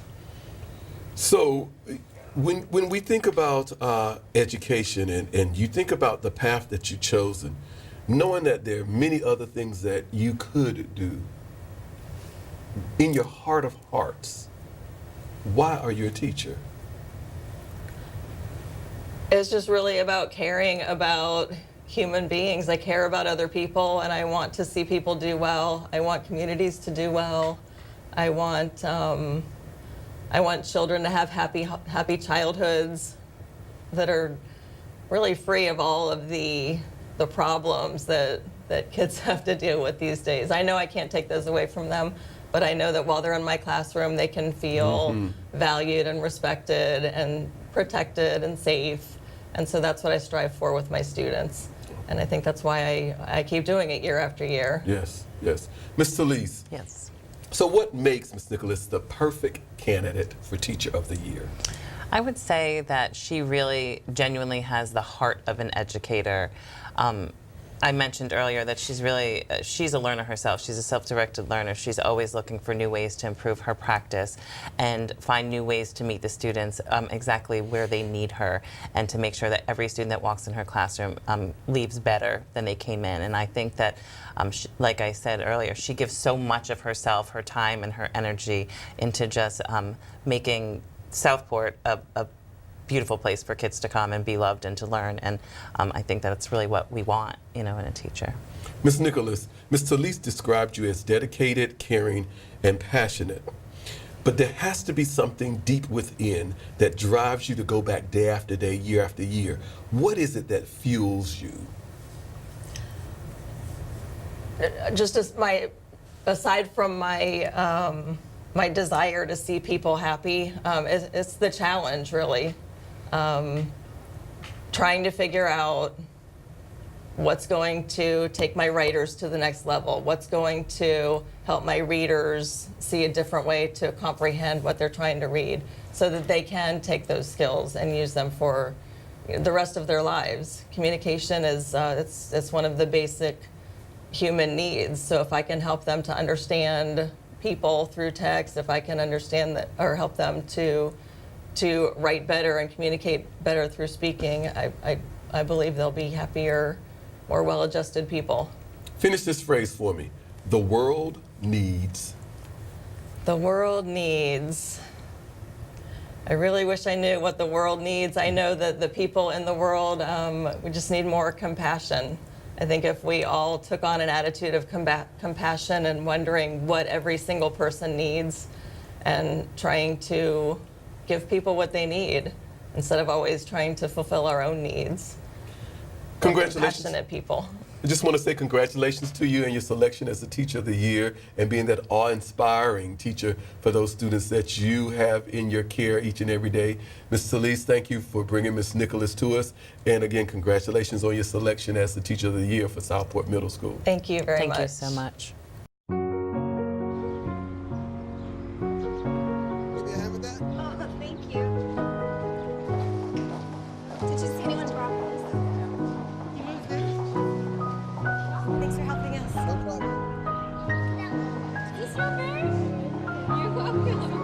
We do anything for kids. Yet 1 in 6 children in the U.S. struggle with hunger. Help end childhood hunger near you. Learn how at feedingamerica.org. Joining us at this time is the wonderful Miss Rhonda Jackson, who's the fantastic Teacher of the Year at Dahl Cassens Educational Center. Welcome to the show. Thank you. Well, I appreciate it. Thank you. She's brought along with her the fantastic principal from Dahl Cassens, Miss Ellen Harden. It's a pleasure to see you again. I'm happy to be here. And Happy New Year to you ladies. We love this opportunity because it gives us the chance to introduce to our viewers the fantastic professional teaching staff that we have here in St. Lucie Public Schools. So at this time, just in case there may be someone watching that does not know the wonderful Miss Rhonda Jackson, would you please introduce yourself to our viewers? Okay, thank you. Good morning, Kevin.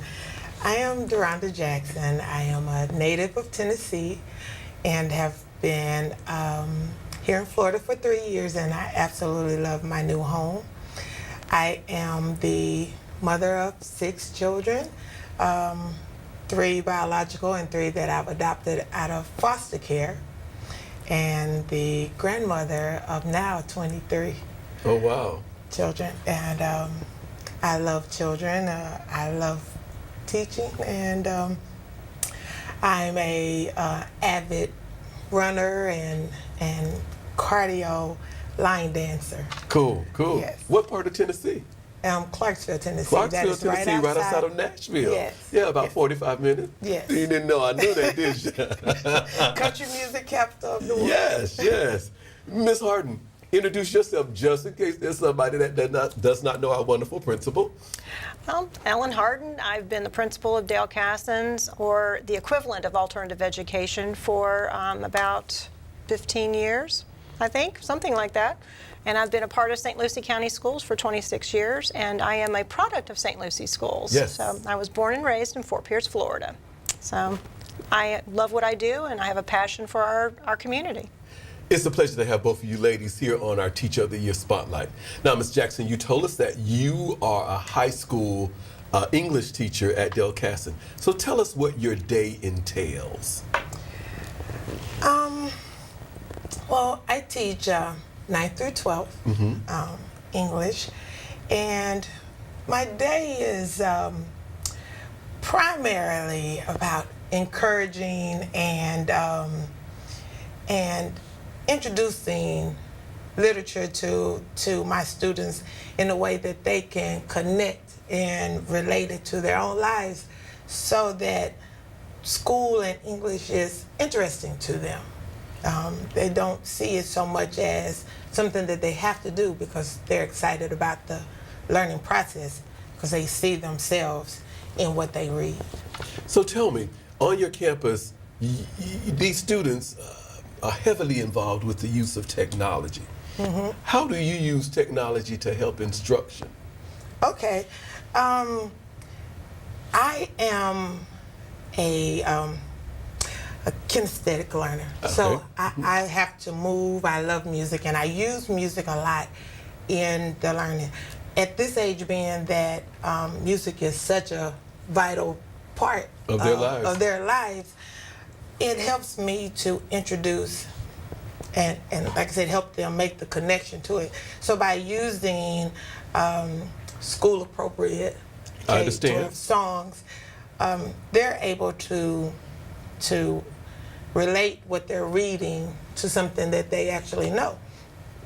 We also use it, the students look up current events that they can relate to what it is that they're reading, therefore making them understand that there's nothing new under the sun. You know, they read Shakespeare and because it says thou and understand all that, you know, they think that we don't know anything about that. And I tell them all the time, Shakespeare is really the author of all things. So if anything that you find now, I generally can find something that Shakespeare said that matches or connects to it. Up. And so that's kind of challenging for them. So they like to look for things, and they're like, okay, Miss Jackson, now you find something that Shakespeare did that has something to do with what we just read. So tell us, 9th through 12th grade English, a lot of connection with reading and literature. What's your favorite part of teaching?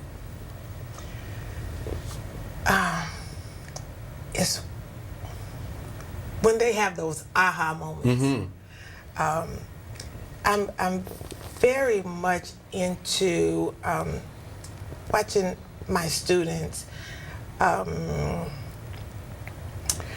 as they make educational gains, as they see things from a different eye. It's, you know, it's really amazing. I love watching when that thing that they thought they couldn't do, that didn't make sense to them, except once they make that connection and it makes sense, and so now they're excited. So that excites me. And so I tell them, what was it? What was the click? So that if you share that click, then somebody else may be able to. And it becomes a booster for the next aha moment that continues to come? Yes. Yeah. I know we don't necessarily like to use the phrase, but it is something magic when you see the light bulb come on and there's like, to make the connection to what the learning that's going on. Ms. Harden, you have an opportunity to each and every day to see the magic happen and see that light bulb come on once you go into Ms. Jackson's room. So tell us, when you walk into her room, what is it that you hear, see, and or feel? There is, it's an interesting room. Number one, you walk in and it smells good. It's inviting. There's sights, there's student work everywhere. There are students' heads together everywhere. So you're seeing children interacting with whatever content that Rhonda has put in front of them eagerly. And for me, I get goosebumps because these are kids that have been disengaged in education. They didn't like it, they didn't want to come to school, but they will not miss her class. There is, I'll knock on wood, but there's never a buzz or a call for assistance. There's no discipline issues in Ms. Jackson's room because they're so authentically engaged in the learning process in her room. So when you walk in, you are immediately engulfed in nice, warm, homey smells. You have sights and sounds. You see interaction and you see positivity. I mean, it just exudes it everywhere. And there's so much learning. These kids would put their heads down in anybody else's classroom, and you walk in there, and you can't get them away from their work or away from her. They want to check in with her throughout the day. They want to interact with her. They want her approval. She is one of those moms that the kids go to when they need somebody or some advice. Cool. You mentioned, Ms. Harden, that these students that have possibly been disengaged from learning. Explain a little bit more about that so that our viewers will understand about the Dahl Cassens Educational Center. Well, Dahl Cassens exists for students for lots of reasons. A lot of times children come to our school because they are academically behind their peer group and they want to graduate with their peers. And so they will come through our doors and we assist them to catch up to their peer group to graduate on time. We have students that have had a, oops, my bad, in a school, and instead of being expelled from school for maybe one offense in their entire life, they come through our doors and they work through academic work, they work through behavioral work. We put them on a point and level system and we hold them accountable and they find a home. Many of our children stay with us. Either once they come through our doors from whatever pathway they choose to stay voluntarily through, or we help them exit on track and on time with all of their work made up, their grades are great, and they have the skill sets to be successful back in their own schools. Cool. And so those are the kids that we get. They come from lots of different pathways, all in St. Lucie County are move-ins, and we hang on to them and love them.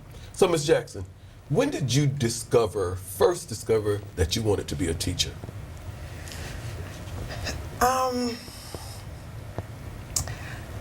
Until I came to Florida, I never worked in a professional teaching position.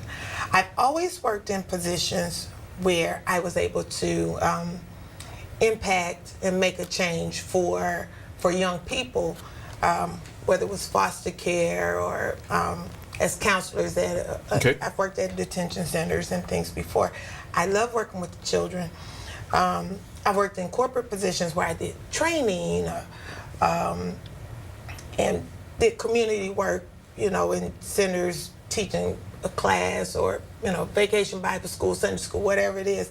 But I never really knew or thought that I would be a teacher. And I come from a family of teachers. When I got to Florida and I saw the need for teachers who cared, people who cared to be involved in the lives of our youth, that's when I knew. Total. Tell me this, how do you see yourself preparing students to be college and or career ready? The main thing is letting them know that they can. So many of our students think that they can't, that they're not worthy, they're not smart enough, they're not this enough or whatever. As Ms. Harden was stated earlier, they're disengaged. They have a negative, some of them have a negative feeling about education, not knowing what it is that education can do for them or what they actually have to offer. So helping them to see what it is that they're interested in and how that can impact the world, whether it's music or their computer interest or whatever. That's the biggest thing, is letting them know that they can. Okay. Ms. Harden, describe Ms. Jackson for me using 3 adjectives and tell me why those 3. Okay. Passionate, yet objective. She is passionate about every child she meets, whether they're hers or not. She will go walk down any corridor of the building and interact with a child. It doesn't matter. It could be one of our little elementary students or a middle school student or one of her very own, and she is engaging with that child. So she's very passionate about children. She is very objective. She is a person that can walk in the door and have a negative moment with a child and be completely forgiving the next minute. She knows that a child is a child, and I'm going to be there for you no matter what. So she can do both things. And last but not least, my other word besides passionate and objective would be knowledgeable. You walk in and you're learning something in her content. Even after all these years, I'm still picking up things from her. So I know that she knows her content and loves her kids. Knowledgeable, objective, and passionate, all great signs of a great teacher, which is why you're evident that you're here. So you're working with these students 9th through 12th grade. You come from a varied background. When will you know that you are a success?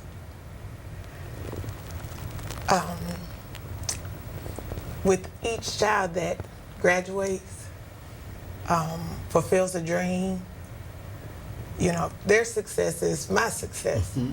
You know, each time I'm in Walmart or wherever and a parent comes up to me because their child said, there's Miss Jackson, and they say, you're my child's favorite teacher. And this may be that child that, you know, otherwise doesn't like school, but they like me. Those are my successes, except when my student that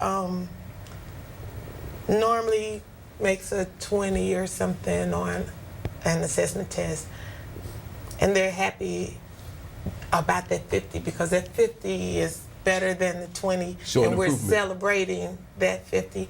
Those are my successes. Tell me this. As a teacher of the year, you're expected to talk to many different people. What advice would you give to a new teacher?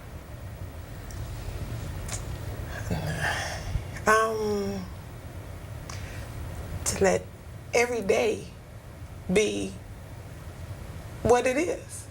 You start each day over. Each day you hit the reset button. You hit the reset button. Children don't learn from who they don't like. So you have to form relationships, and that's important. Get to know your students. If you get to know the students, then the teaching the part is easy because you know where to go with them. Let a bad day be a bad day. We have bad days, so why aren't they allowed to have a bad day? Don't forget what you did as a teenager.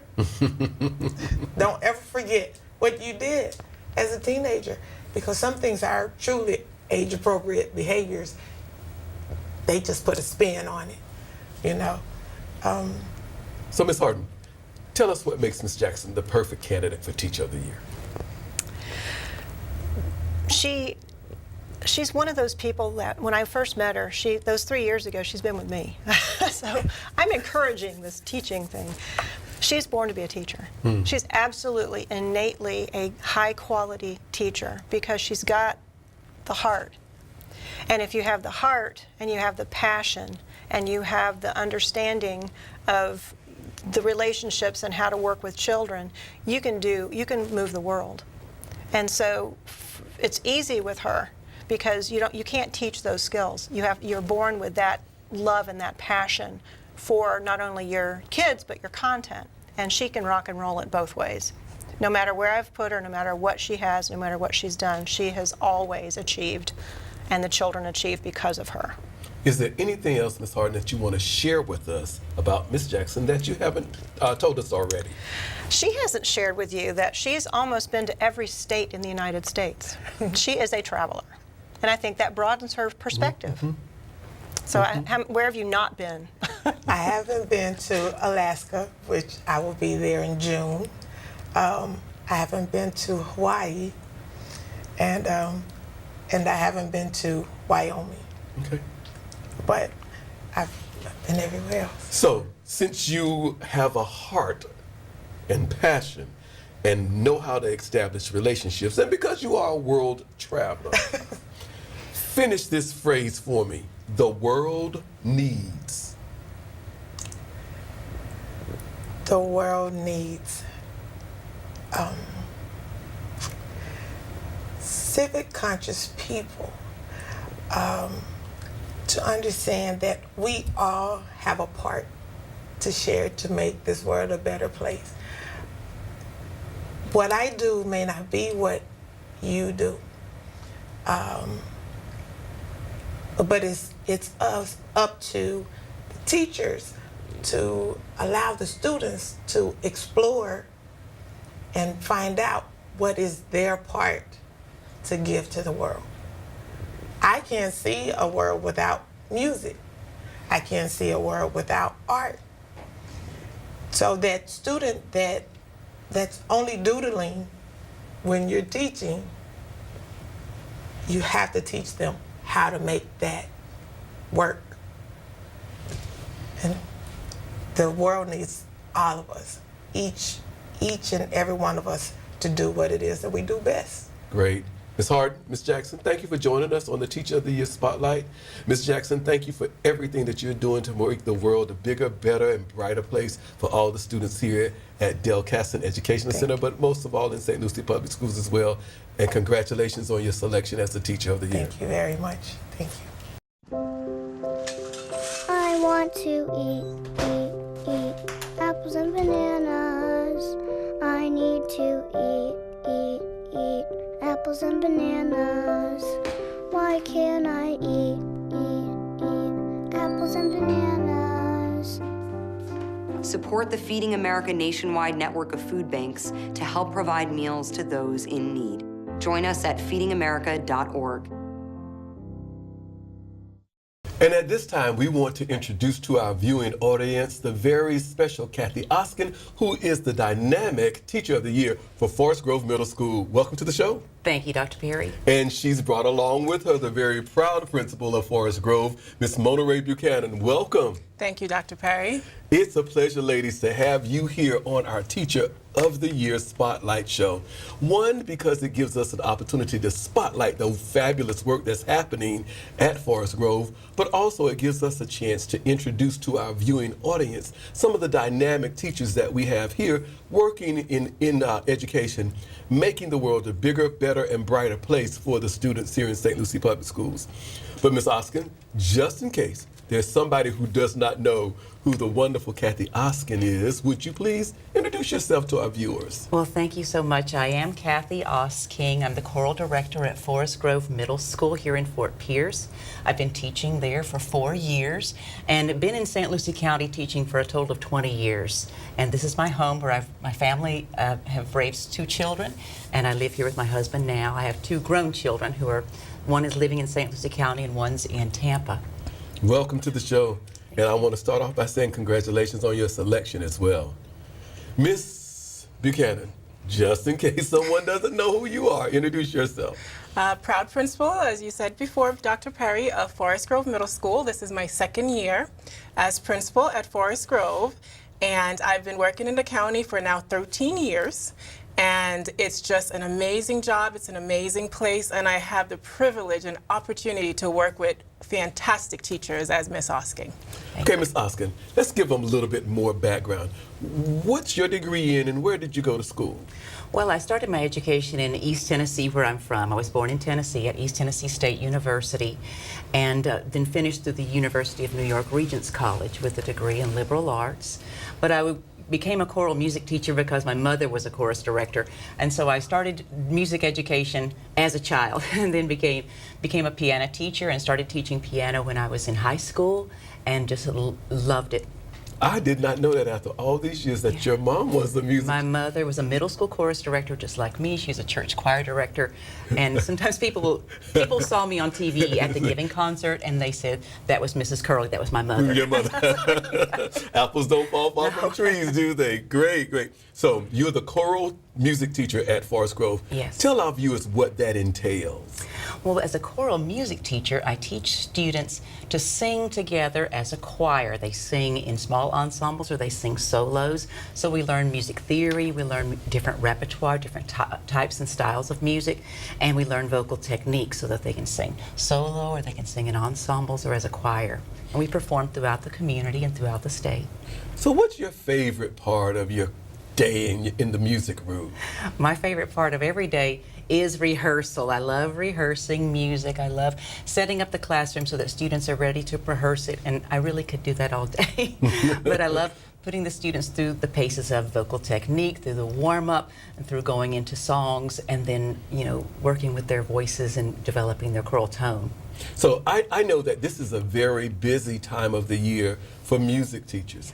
When your students arrive in your class, well, if I were to walk into your classroom tomorrow, what would I see happening with students? Well, the first thing would be we would immediately follow the procedures that students have learned to come into the classroom, to get their materials and go to their seats, but we start immediately singing and doing rhythm exercises or doing exercises to get their bodies and their voices and their minds opening to creating music and creating the art that is our choral music. So then after we warm up, then we start looking at the repertoire, and I'm teaching them rhythms, teaching them notes, and then putting pieces together. So, Ms. Buchanan, you have the pleasure, the privilege of walking into the choral music room every day and watching the magic happen. Mm-hmm. When you walk into the classroom, what is it that you see, hear, and or feel? Well, the feeling is, to me, it's probably most important. You're in an atmosphere that's absolutely welcoming. Students want to be in that class. They're completely engaged. They are definitely ready to work and ready to learn. And it's the discipline factor as well, where students have learned to transfer everything they're learning in Ms. Askins' class to other classes, where they understand that rehearsing and practicing, that's most important. So when I walk into that classroom, that feeling is one where you don't even want to leave. It's one of those classrooms you visit when you're like, oh, I need this class today. To remember how children can really love learning. And that's what I love the most about visiting her classes. Thank you. To be selected as the Teacher of the Year, we know that person is absolutely involved in the operation of the school, not just confined to their classroom. So what other things would we find Ms. Askin involved in to help the school be the best that it is? Well, Ms. Askin is definitely, or I would say, she champions everything that we're doing on campus, meaning we have an after-school tutoring program where it's called Yale, and students have the opportunity to come for tutoring. She ensures that all her students, even beyond your chorus students, they're going to that after-school program, that they're part of it, that they're getting help with their academics, and they're also excelling in your class as well. And also communicating to them about how art fits into the big realm of things. Like art, we talk about STEAM all the time, for example. And a big push we've had with Ms. Asking is really integrating that art into STEAM, where our school is seen to be that magnet MOA school, where we have the science, we have the math, but now we're integrating that art. And Ms. Asking is really the champion of that, having that as an opportunity for kids after school to not only do their academics, but be involved in the arts and being a part of all the programs that we have on campus. Ms. Askin, we know that the music classroom is naturally engaging, but I also know that teachers still have to purposefully plan for engagement in their classroom. What is it that you do to plan for engagement with your students? Well, a lot of it is the pacing of the classroom, to alternate standing and sitting rehearsals, to give them movement that engages them physically, and then to change up the music so that it's sometimes going from fast or going to slow, and keeping the pace lively and fast. When did you first fall in love with teaching? Well, like I say, it would be right when I was a small child. I was the oldest of 5 kids, so I was always teaching them things and modeling what my mother was teaching as a music teacher. So, and then when I started teaching piano in high school, the bug hit, and I loved teaching immediately. Would you, as you look back, do you think that there was one person mom, maybe, Yeah. or some other teachers that possibly really inspired your love of learning, but also inspired you to be a teacher? Yes, a lot along the way. Of course, my mother, and then my high school band director, Miss Vicki Hall, who I still keep in contact with, and other people that I've worked with throughout the years, especially teachers here in St. Lucie County. My administrators have been very supportive, and fellow colleagues who have supported my progress as a music teacher, my growth. As the ambassador for education at Forest Grove, you naturally have to be the spokesperson. What would you say to a new teacher? I would say to a new teacher to be most observant and to select mentors that you see as positive role models for what you need to do for the school environment and how to make your classroom be successful. You are also a champion again for education, and as the Teacher of the Year, we'll have the opportunity to speak to the superintendent, school board members. What would your message to them be? My message to them would be, first of all, thanks for your support. Thank you for supporting the arts and for giving us the opportunity to enrich education as we do, and to also to continue to support us. Great, great. Ms. Buchanan, describe Ms. Askins for me using 3 adjectives and tell me why you've chosen those 3. Passionate, poised, and I would definitely say confident. Confident. Tell me why you chose those 3. Passionate because everything Miss Askins does, you can tell that she enjoys it, and it's contagious. So when she brings that energy, when you bring that passion in the classroom, I'm there sitting in the audience listening to our students sing, I can see that passion that has transferred from you to them, and it's just contagious in every way. And confident because she's okay to take a risk with the students. We have a diverse population. She wants to ensure that they learn not just about one genre of music, but she embraces all different genres, and she's confident that they'll get it. And she's confident within herself that she can definitely take them to that level. And that's not always easy, especially for middle school. And last but not least, that poised. Poised is so important when I think of the arts, and I think of the fact that you have to present yourself in a certain way. She not only represents a chorus at Forest Grove Middle School, she represents St. Lucie County, she represents me, and she represents her entire school. And I'm always so pleased and so proud. And that's that poise that she brings to everything that she does. Thank you. You have a strong, very supportive administrator over there, Mrs. Askins. In the music room, let me just ask, how do you use technology to help your students learn? Keeping in mind that we know that your students today were basically born with some form of technology in their hands. So how do you use it as a tool of engagement and as a tool of instruction? Well, we're very blessed to have so much technology now that's accessible to us as choral music teachers. The first thing is YouTube, of course, has so many examples of superior quality vocal performances of choirs or soloists. We can also use different programs for checking vocal quality and checking vocal range. From time to time throughout the year, I'll have kids test their vocal range using the technology, and it's really easy, and they like to do it, and so it's fun. Okay, you're the choral music teacher, so you're in the arts. I believe that they're center for everything else, but oftentimes people put them on the peripheral. So how do you see yourself preparing your students to be college and or career ready?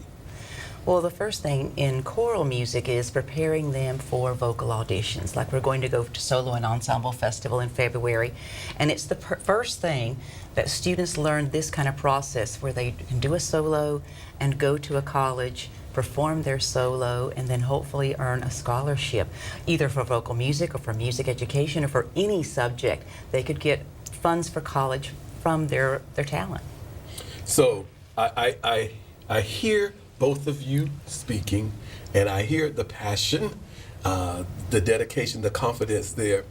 But I know that each and every day you have to be ready, you have to be prepared, you have to do a lot of research so that you can give your students the very best. So what is it that fuels you, that drives you to do so? Well, I'm lucky I have a lot of support from the Florida Vocal Association. And in next week, we're going to be going to Florida Music Educators Conference in Tampa, where I learned so many new techniques, so many new songs and repertoire that I can bring back to my classroom.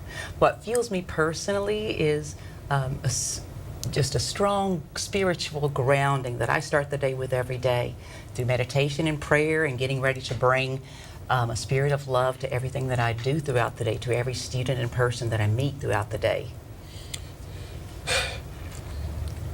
Let's just talk about life for a second. As an educator, 20 some odd years now, what do you see as the soul of education?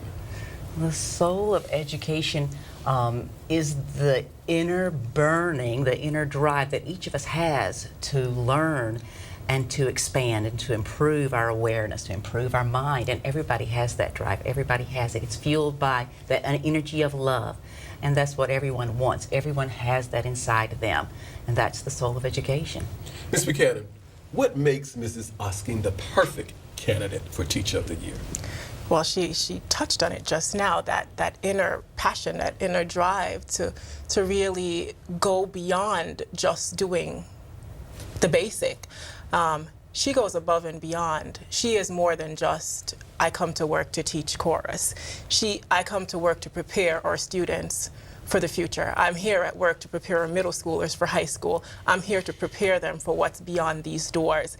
And you can see that in everything that she does. She stands out amongst our staff because she's always willing to do different things and try different things and always take those students, whether they're chorus students or not, under her wings and mentor them and teach them how to become great individuals at any talent they might possess.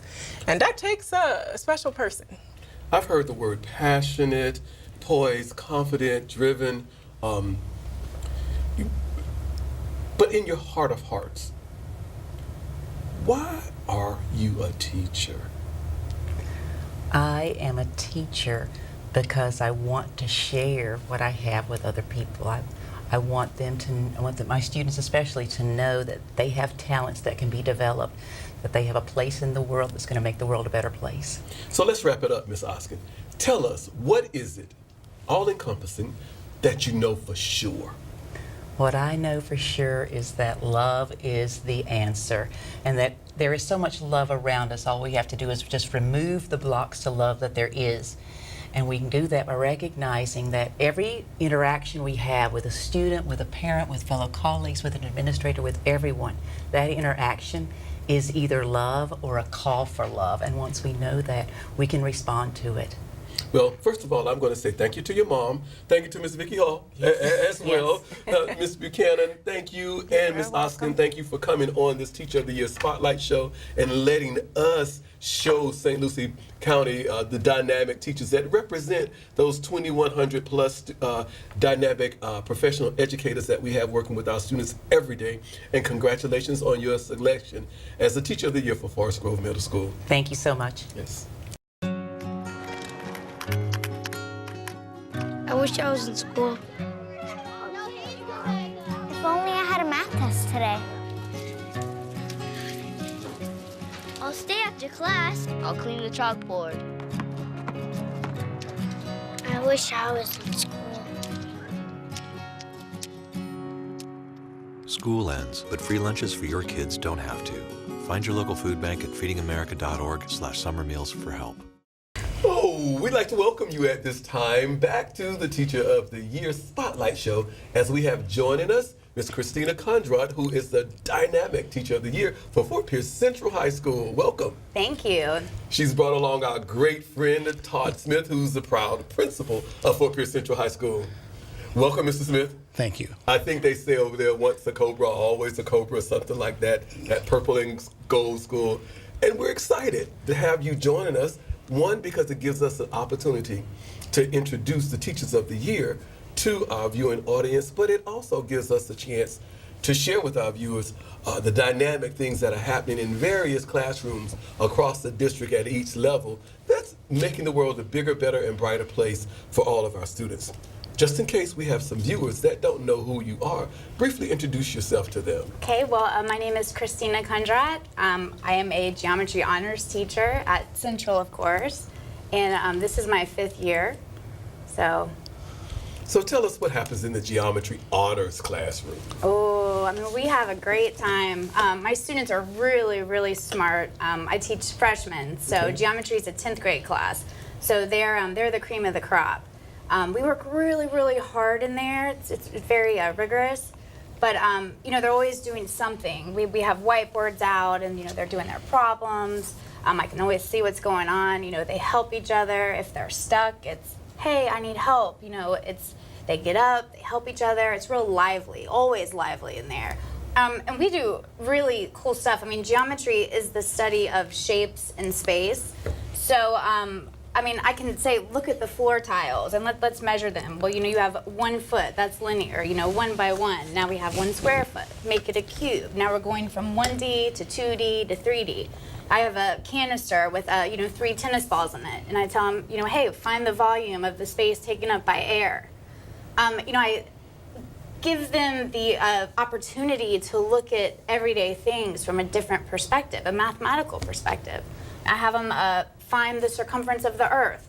And, you know, they do this. And I run over to the history teacher's room, grab the globe. It's like, you just found the length of the equator. How cool is that? You know, it's a great subject. Cool. Mrs. Smith, just in case someone doesn't know, you introduce yourself as well. My name's Todd Smith, principal at Fort Pierce Central High School. Prior to teaching at, prior to moving into administration, I taught special education in the middle school and high school settings. Mrs. Smith, now, to be the teacher of the year, that teacher must be involved in the activities that make the campus work, and that's outside the confines of their classroom. What is it that we'd find Ms. Conrad doing on campus to make Central the school it is? Well, she's definitely a dynamic leader. And what I mean by that is when anybody who walks in their classroom who's ever been a teacher in the teaching profession wants to go back into teaching. She makes them dynamic, but more importantly, she opens the doors to her colleagues and she models classroom activities for her colleagues, but then she also visits other classrooms. But more importantly, you know, where our days are 6:41 to 2:41 by contract, but you know, at 6:41, you see 10 to 15 students in their classroom looking for extra activities, looking for enrichment. You see them at lunchtime. I don't think she's at a lunch in the last 5 years. She's worked at Fort Pierce Central High School and also after school. And although she talked about geometry, you know, she tutors all. It could be algebra, it could be geometry, math for college success, SAT prep, ACT prep. So what she does is make everything real. Well, I've already heard the passion, but you get to experience it every day. So what would you see or hear or feel once you walked into her classroom? You feel a common sense of engagement, where everybody's actively participating in a specific goal or standard. And what I mean by that is they're all working collectively on a specific task that's going to take them to the finish line. The finish line could be, you know, as you have mentioned before, it could be solving a problem, linear equations, but more importantly, the students feel safe, they feel recognized, and they are attended to. Because although she mentioned that she worked with some of the cream of the crop, it's not solely based on a test score. She opens the doors to all people, and being proactive like she is, she's identified that, you know, certain kids are taking geometry in 9th grade, 10th grade, and 11th grade, but what she does is open her doors so the 9th graders, 10th graders, and 11th graders will be able to come into her classroom and respond to her teaching. You mentioned that you are teaching 9th graders really a 10th grade course. So you have to do extra things to engage those students. How do you plan the use of engagement for instruction? Well, again, you know, they have individual whiteboards, so I'll display a problem on the front board, and you know, they're working on their dry erase markers, and they're in groups of, you know, 2 or 3. And, you know, sometimes they're, you know, holding them up all at once. Sometimes I do it individually. It's like, okay, you got it, try again. And, I mean, it is engagement at its finest, because once they have it, they're not sitting there. They're helping their partner. If they're all good, then they're getting up and they're helping people over here. If someone is stuck, they are seeking help. And it's magical to see them do that. And, of course, also, every time I teach a lesson, I always get on the Google machine and just see if there's, something new that I could use to present it differently than, I did last year.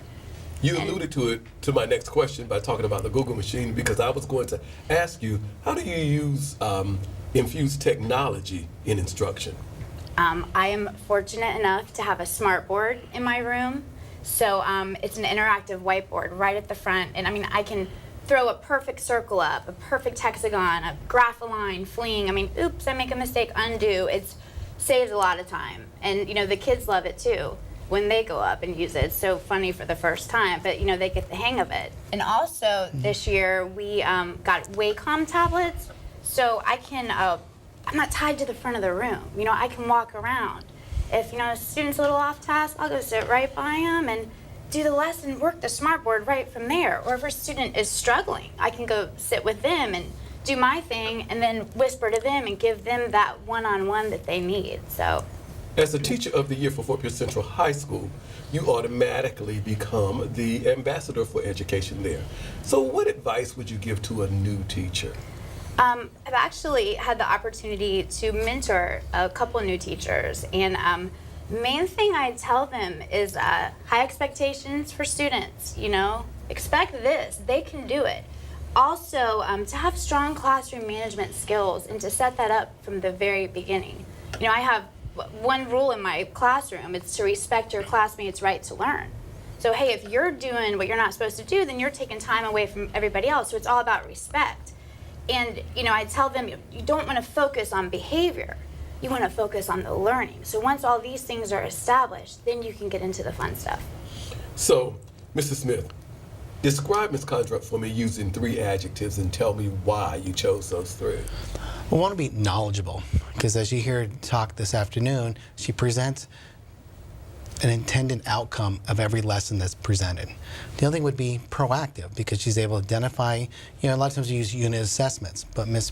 Conrad is actually able to predict the student scores prior to the unit's assessment and then build lessons in accordance with the needs of the students, and also consistency. You're talking about 150 or 160 different students coming in every day. They get consistent expectations and approach in their delivery of instruction and also interactions with them. So, what's your favorite part of teaching? Oh man, it's the students.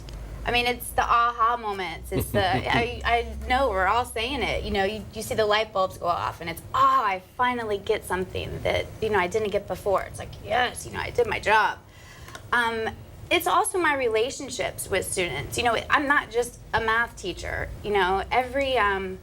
Every day in my class, we do a quote of the day. So before we get into the lesson, we take just a minute or so and we talk about it. And hearing their interpretations or how they relate a personal story, it's inspiring. And then we're a family. It's the kids. When you have an opportunity to talk to parents, what advice do you offer them to help them ensure that their child will be a success? It's all about communication. I advise parents and students, to check Skyward daily. That's our online grading system. That way they know their academic standing. So if there's a missing assignment, you can get on that a lot faster so you don't fall into a hole.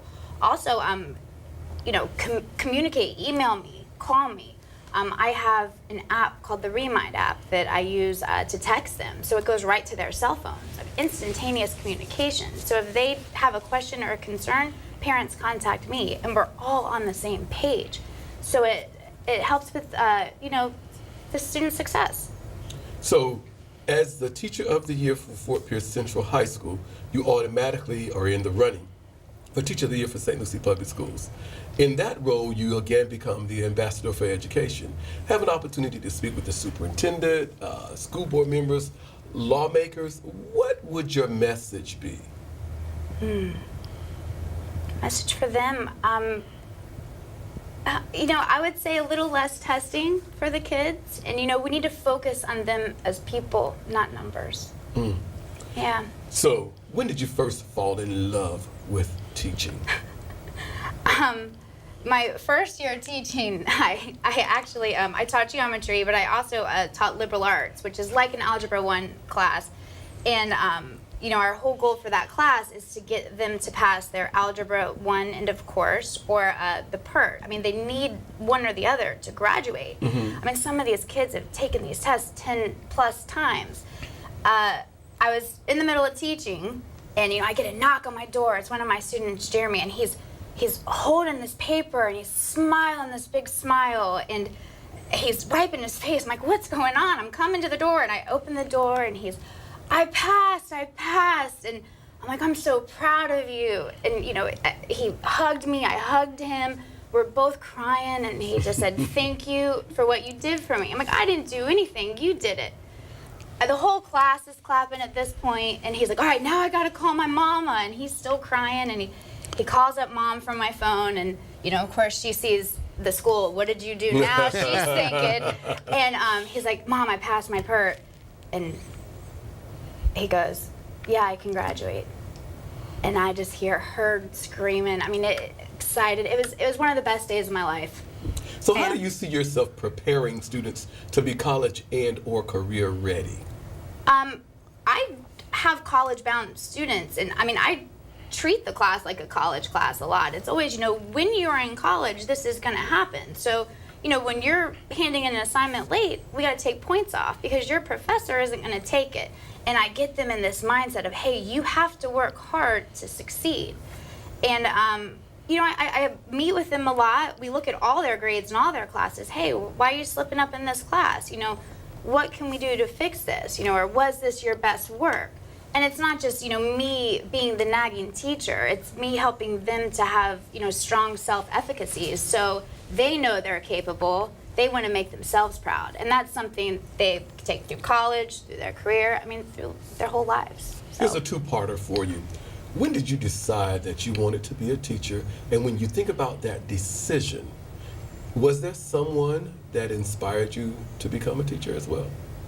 I was working for my father for 8+ years, and the recession hit, and we went out of business, and I wasn't happy, and what am I going to do to make me happy? And I know I wanted to be a math teacher, so I went back to school to do it.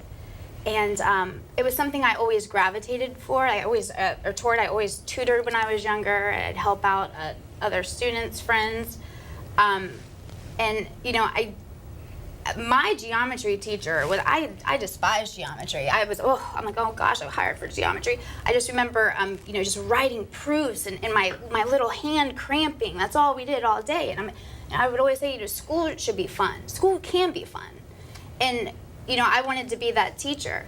In my senior year, Miss Beber is her name, and she was an inspiration. I just remember, back then, we didn't have internet, cell phones, Twitter, Snapchat. We learned with the textbook and paper, and the teacher lectured. And I don't know, kids didn't understand something, and she said, okay, we're going to go outside. We're like, go outside? Who takes you outside, And she grabbed some tape measures, and we went outside, and we measured our shadows. We measured the flagpole shadow in the front of the school, and we used our body height, and we estimated the height of the flagpole. And it's a lesson I still remember because I sat there. How could this woman get any better? She goes and does this. It was innovation at its finest. So I want to be that teacher. Mr. Smith, what makes Ms. Conrad the perfect candidate for Teacher of the Year? I think just her little story about Jeremy. Talking about Jeremy coming into her classroom, the first person she told that he passed the PERT exam was her. Then they called Mom, so he went to her immediately for reassurance. The other thing about that is she talked about data points, okay? Ms. Conrad's known on our campus for 95% of her students passing the geometry EOC.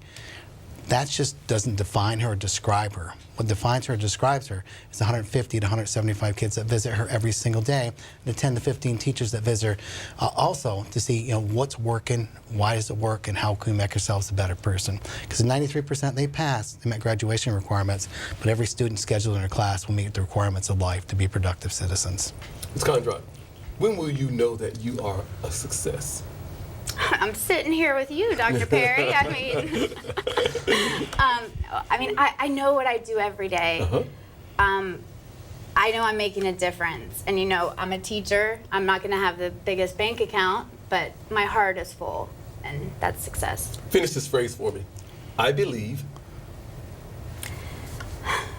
I believe people should have more tolerance, more compassion. You know, I also believe people should have more personal accountability. You know, life is 10% what happens to you, 90% how you react to it.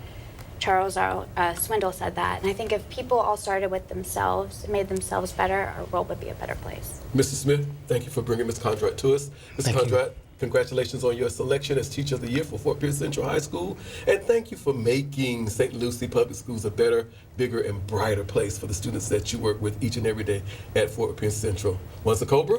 Always a Cobra. Thank you. Congratulations. Thank you so much. Oh, emojis! I thought the conversation just got dumber. Ugh, internet trolls, just ignore them. I like you just the way you are. I believe in you! She's a hugger. Give her a squeeze. Help up the hand. Ah, there you go. Thanks, mate. You're killing it, Jane! At this time, we want to welcome to our Teacher of the Year Spotlight Show the wonderful Miss Jenny Clancy, who's the dynamic Teacher of the Year for CAST. Welcome to the show. Thank you for having me. She's brought along with her the fantastic principal at CAST, Ms. Dr. Lori Reed. Welcome. Thank you very much. Now, what's this CAST thing? So tell us what that really means. What does it stand for, Doc Reed? It stands for Creative Arts Academy of St. Lucie. So we have opened this year as a new school, really. We are providing several opportunities of fine arts for our students that they've never had before as a K through 8 school. Our students have the opportunity for dance in K through 8. We have graphic arts, which we haven't had before, drama, media arts, 2 fine arts classes, regular arts, lots of other activities for our students, and we're also a STEAM magnet as well. So, Dr. Reed, introduce yourself to our viewers, just in case they don't know who you are. Okay, well, I'm Lori Reed. I'm the principal of CAST. This is going to be my 8th year as a principal in St. Lucie County. Maybe 9. Count? I'm starting to lose count. And I'm very excited to be here, and I love our new school. It's great. Miss Clancy, introduce yourself in case our viewers don't know who the wonderful Jenny Clancy is as well. So I'm Jenny Clancy. This is my 18th year teaching. I've taught kindergarten, 3rd grade, and I've been a K-2 instructional coach also. So what are you doing over at CAST? CAST is my dream school. Uh-oh. CAST is the school that I would have wanted to go to as a kid. It just provides so much opportunity. I love the fact that I get to watch my kids have all these great opportunities and take part in shows and do all this stuff. They're just so happy. And your role is? I'm a kindergarten teacher this year. Oh, so everything that I really needed to know, did I learn it in kindergarten? Yes. Oh, okay. Sometimes I forget that sharing part. Maybe I might have been absent that day or something like that. But I'm getting it down. So you're at CAST, seeing all these wonderful creative kinds of things happening with students, and you're teaching kindergarten, where students' minds are open and ready to just be filled with information and knowledge and opportunities to do. And I also know that in kindergarten, there's a lot of doodling, art, there's a lot of moving, which is dance, there's a lot of pretending, which is drama, and there's a lot of singing, which is music. So your classroom leads itself to be the perfect place for this art-centered world at CAST. So what's your favorite part of the day? Oh gosh, I have so many parts that I love. They go to fine arts right in the morning, kind of soon after I get them. So on our way there is kind of one of the funnest parts of our day, or the most fun part of the day, because we get to talk about where they're going and what they've been doing in that class. I also love kind of right after lunchtime when we go into reading, because we put our day together so that they're not doing too much for too long of a time, so maybe in 15-minute increments where we do reading together, and then they get to go to centers and I get to meet with them in small group and really make it personal. Those are absolutely some of my favorite parts of my day. So why did you say that CAST would have been your dream school where you would have wanted to go? I did performing arts when I was a kid. I was lucky enough to in early elementary, I participated actually in Pineapple Playhouse. It's a little playhouse within this county. And when I was in high school, I actually got to go to Port St. Lucie High and do plays with Mr. Madden. it was just a great world for me. It was an outlet. It was something that was just really special to my heart. Cool. I believe that the theater is a wonderful place to live.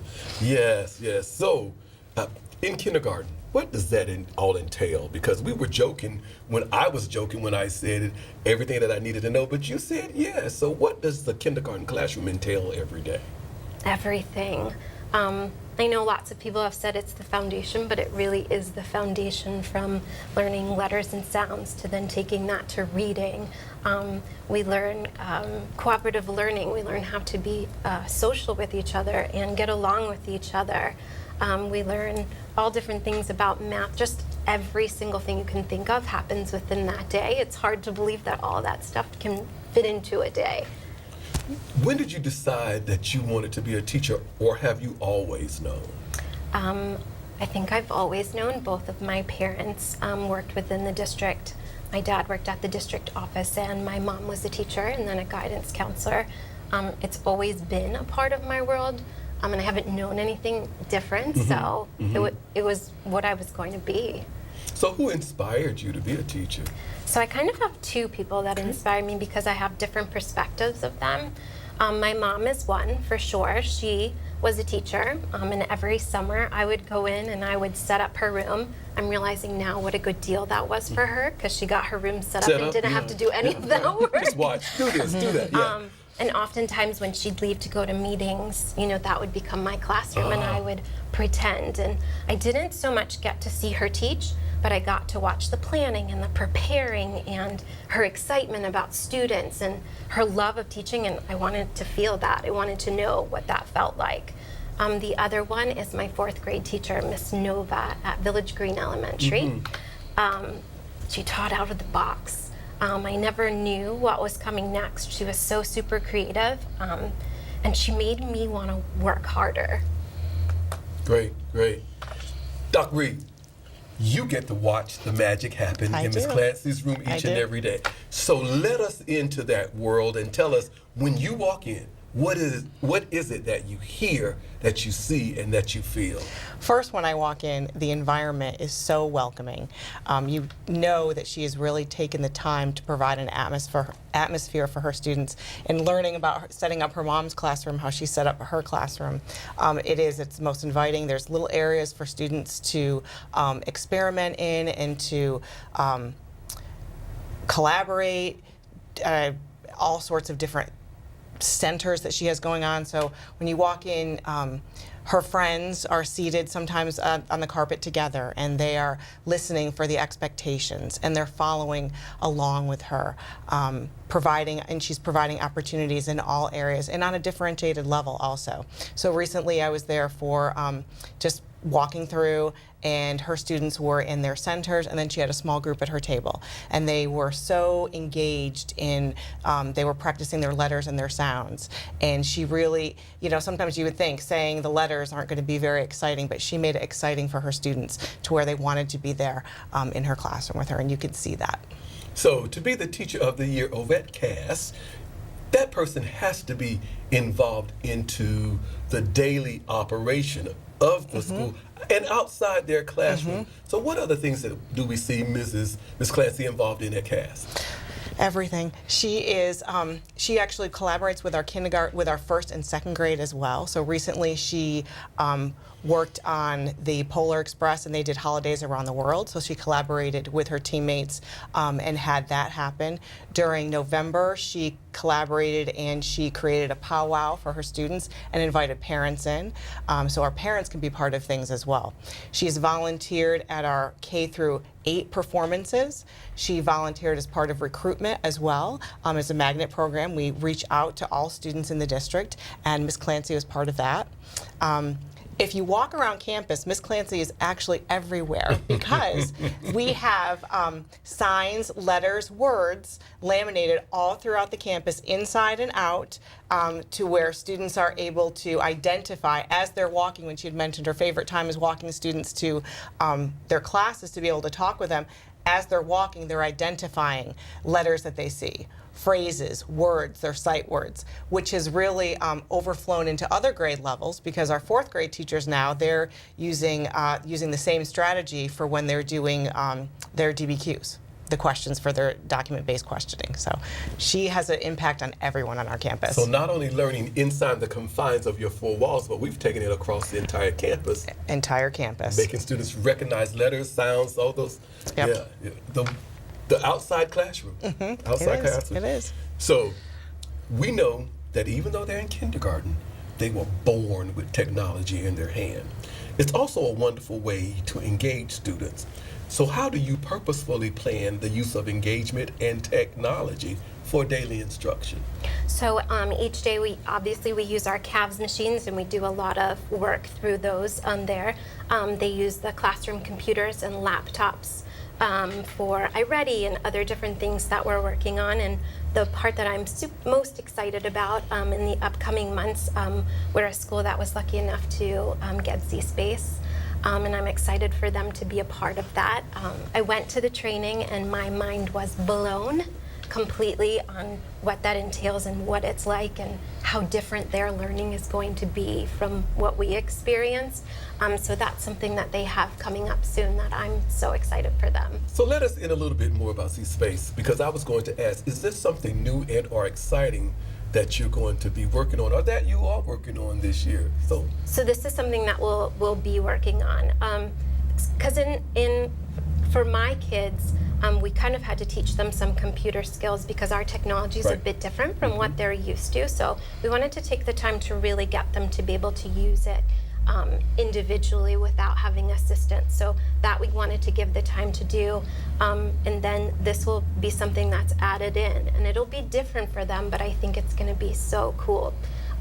I struggled with it a bit because it's so different from what I know, but it'll be the first thing that they know. So for them, I feel like this is going to be so normal for them. Yes. A new normal for you, but just normal for them. Dr. Reed, tell us, describe for us Ms. Clancy using 3 adjectives, and then tell us why those 3. Creative, because everything that she does is creative and new and exciting for her students in her classroom as well as throughout the entire campus. Kind, probably one of the kindest women that I have met. She is very sweet. The beginning of the year, opening a new school can have its challenges once in a while. She went into a classroom that was previously a middle school classroom, so there were some things that needed to be moved, and she just smiled and worked her way through it and was very, I would say my next word would be flexible as well, because she really had to be flexible, and she was. She waited for things. She was able to prioritize, so if there were some middle school books on the shelves, it was okay. There were some middle school books on the shelves. She knew we were prioritizing, and she was patient and kind and just fabulous. Creative, kind, and flexible, all attributes that are necessary in the daily world of being an educator. So, Ms. Clancy, think back. We know Mom was a teacher, Dad worked in education as well. When did you first fall in love with teaching? So, right after college, I did some substituting because I wanted to figure out what grade that I wanted to do. And there happened to be a kindergarten teacher who was on maternity leave. So I went into that room and spent a few weeks there and completely fell in love with not only just teaching, but kindergarten. It's where I knew that's where I wanted to be with that age group, with what they were learning. I loved it. So in kindergarten, foundational skills for learning with students. But how do you see yourself preparing students to be college and or career ready? In so many different ways. I think that we're helping to create good humans, right? So we want them to have social skills. We want them to accept challenges and be okay with a challenge and not just give up. And that's a really big thing when you're 5 years old, for somebody to challenge you and it not to happen right away. I think their first instinct is like, I don't want this. I don't want to do this because I'm not being successful. But to teach them to kind of work through that and to see the look on their faces when they finally get it and how good they feel about that. I think those are really important pieces of being successful Dr. Reed, and college ready. what makes Ms. Clancy the perfect candidate for Teacher of the Year? I think she is the perfect candidate because of everything that she does inside the classroom and outside the classroom. She is always willing to help and do whatever it takes to provide support for everyone and anyone in our school. And I know that she would do that as the Teacher of the Year for the district as well. Being able to support, she does that now. She helps to mentor teachers that aren't even listed as her teachers that she needs to mentor and provide them with support and just a shoulder if you need it. Sometimes the first year of teaching can be a little bit challenging and you need somebody to talk to, or even the first year, fifth year, and she's always there together. And she works very closely with her team, so I know that she would do that for the entire district. Ms. Clancy, when will you know that you are a success? Gosh, that's such a crazy question. Yeah, It's I can be crazy sometimes. It's a hard one Yes. to answer because I kind of feel like within teaching you don't ever peak. If that, there's no There's always point, something right? else. Yeah. Because there's another year, a whole new set of stuff. But I really feel like my students' success is my success. So at the end of each year, when we've worked together to get them ready and have them know what they need to know, and I feel like that's when I feel the most successful. Tell me then, what is it that fuels you, drives you? Their excitement. That's the magical piece of kindergarten. Oftentimes when I tell people I teach kindergarten, they take a step back a little because little kids are unpredictable. They are, but most of the time they are so amazing and so excited. So to me, there's nothing better than just everyday learning, being excited to want to come to school, to want to learn, and when a parent calls me or emails me to say, like, my son or daughter was crying because they couldn't go to school today, but I told them they have a fever. They can't come. For me, that's it. Like, yes, this is where we're going. This is what we want. We want them to want to be at school. We want them to love learning. I loved your phrase when you said we're creating good humans.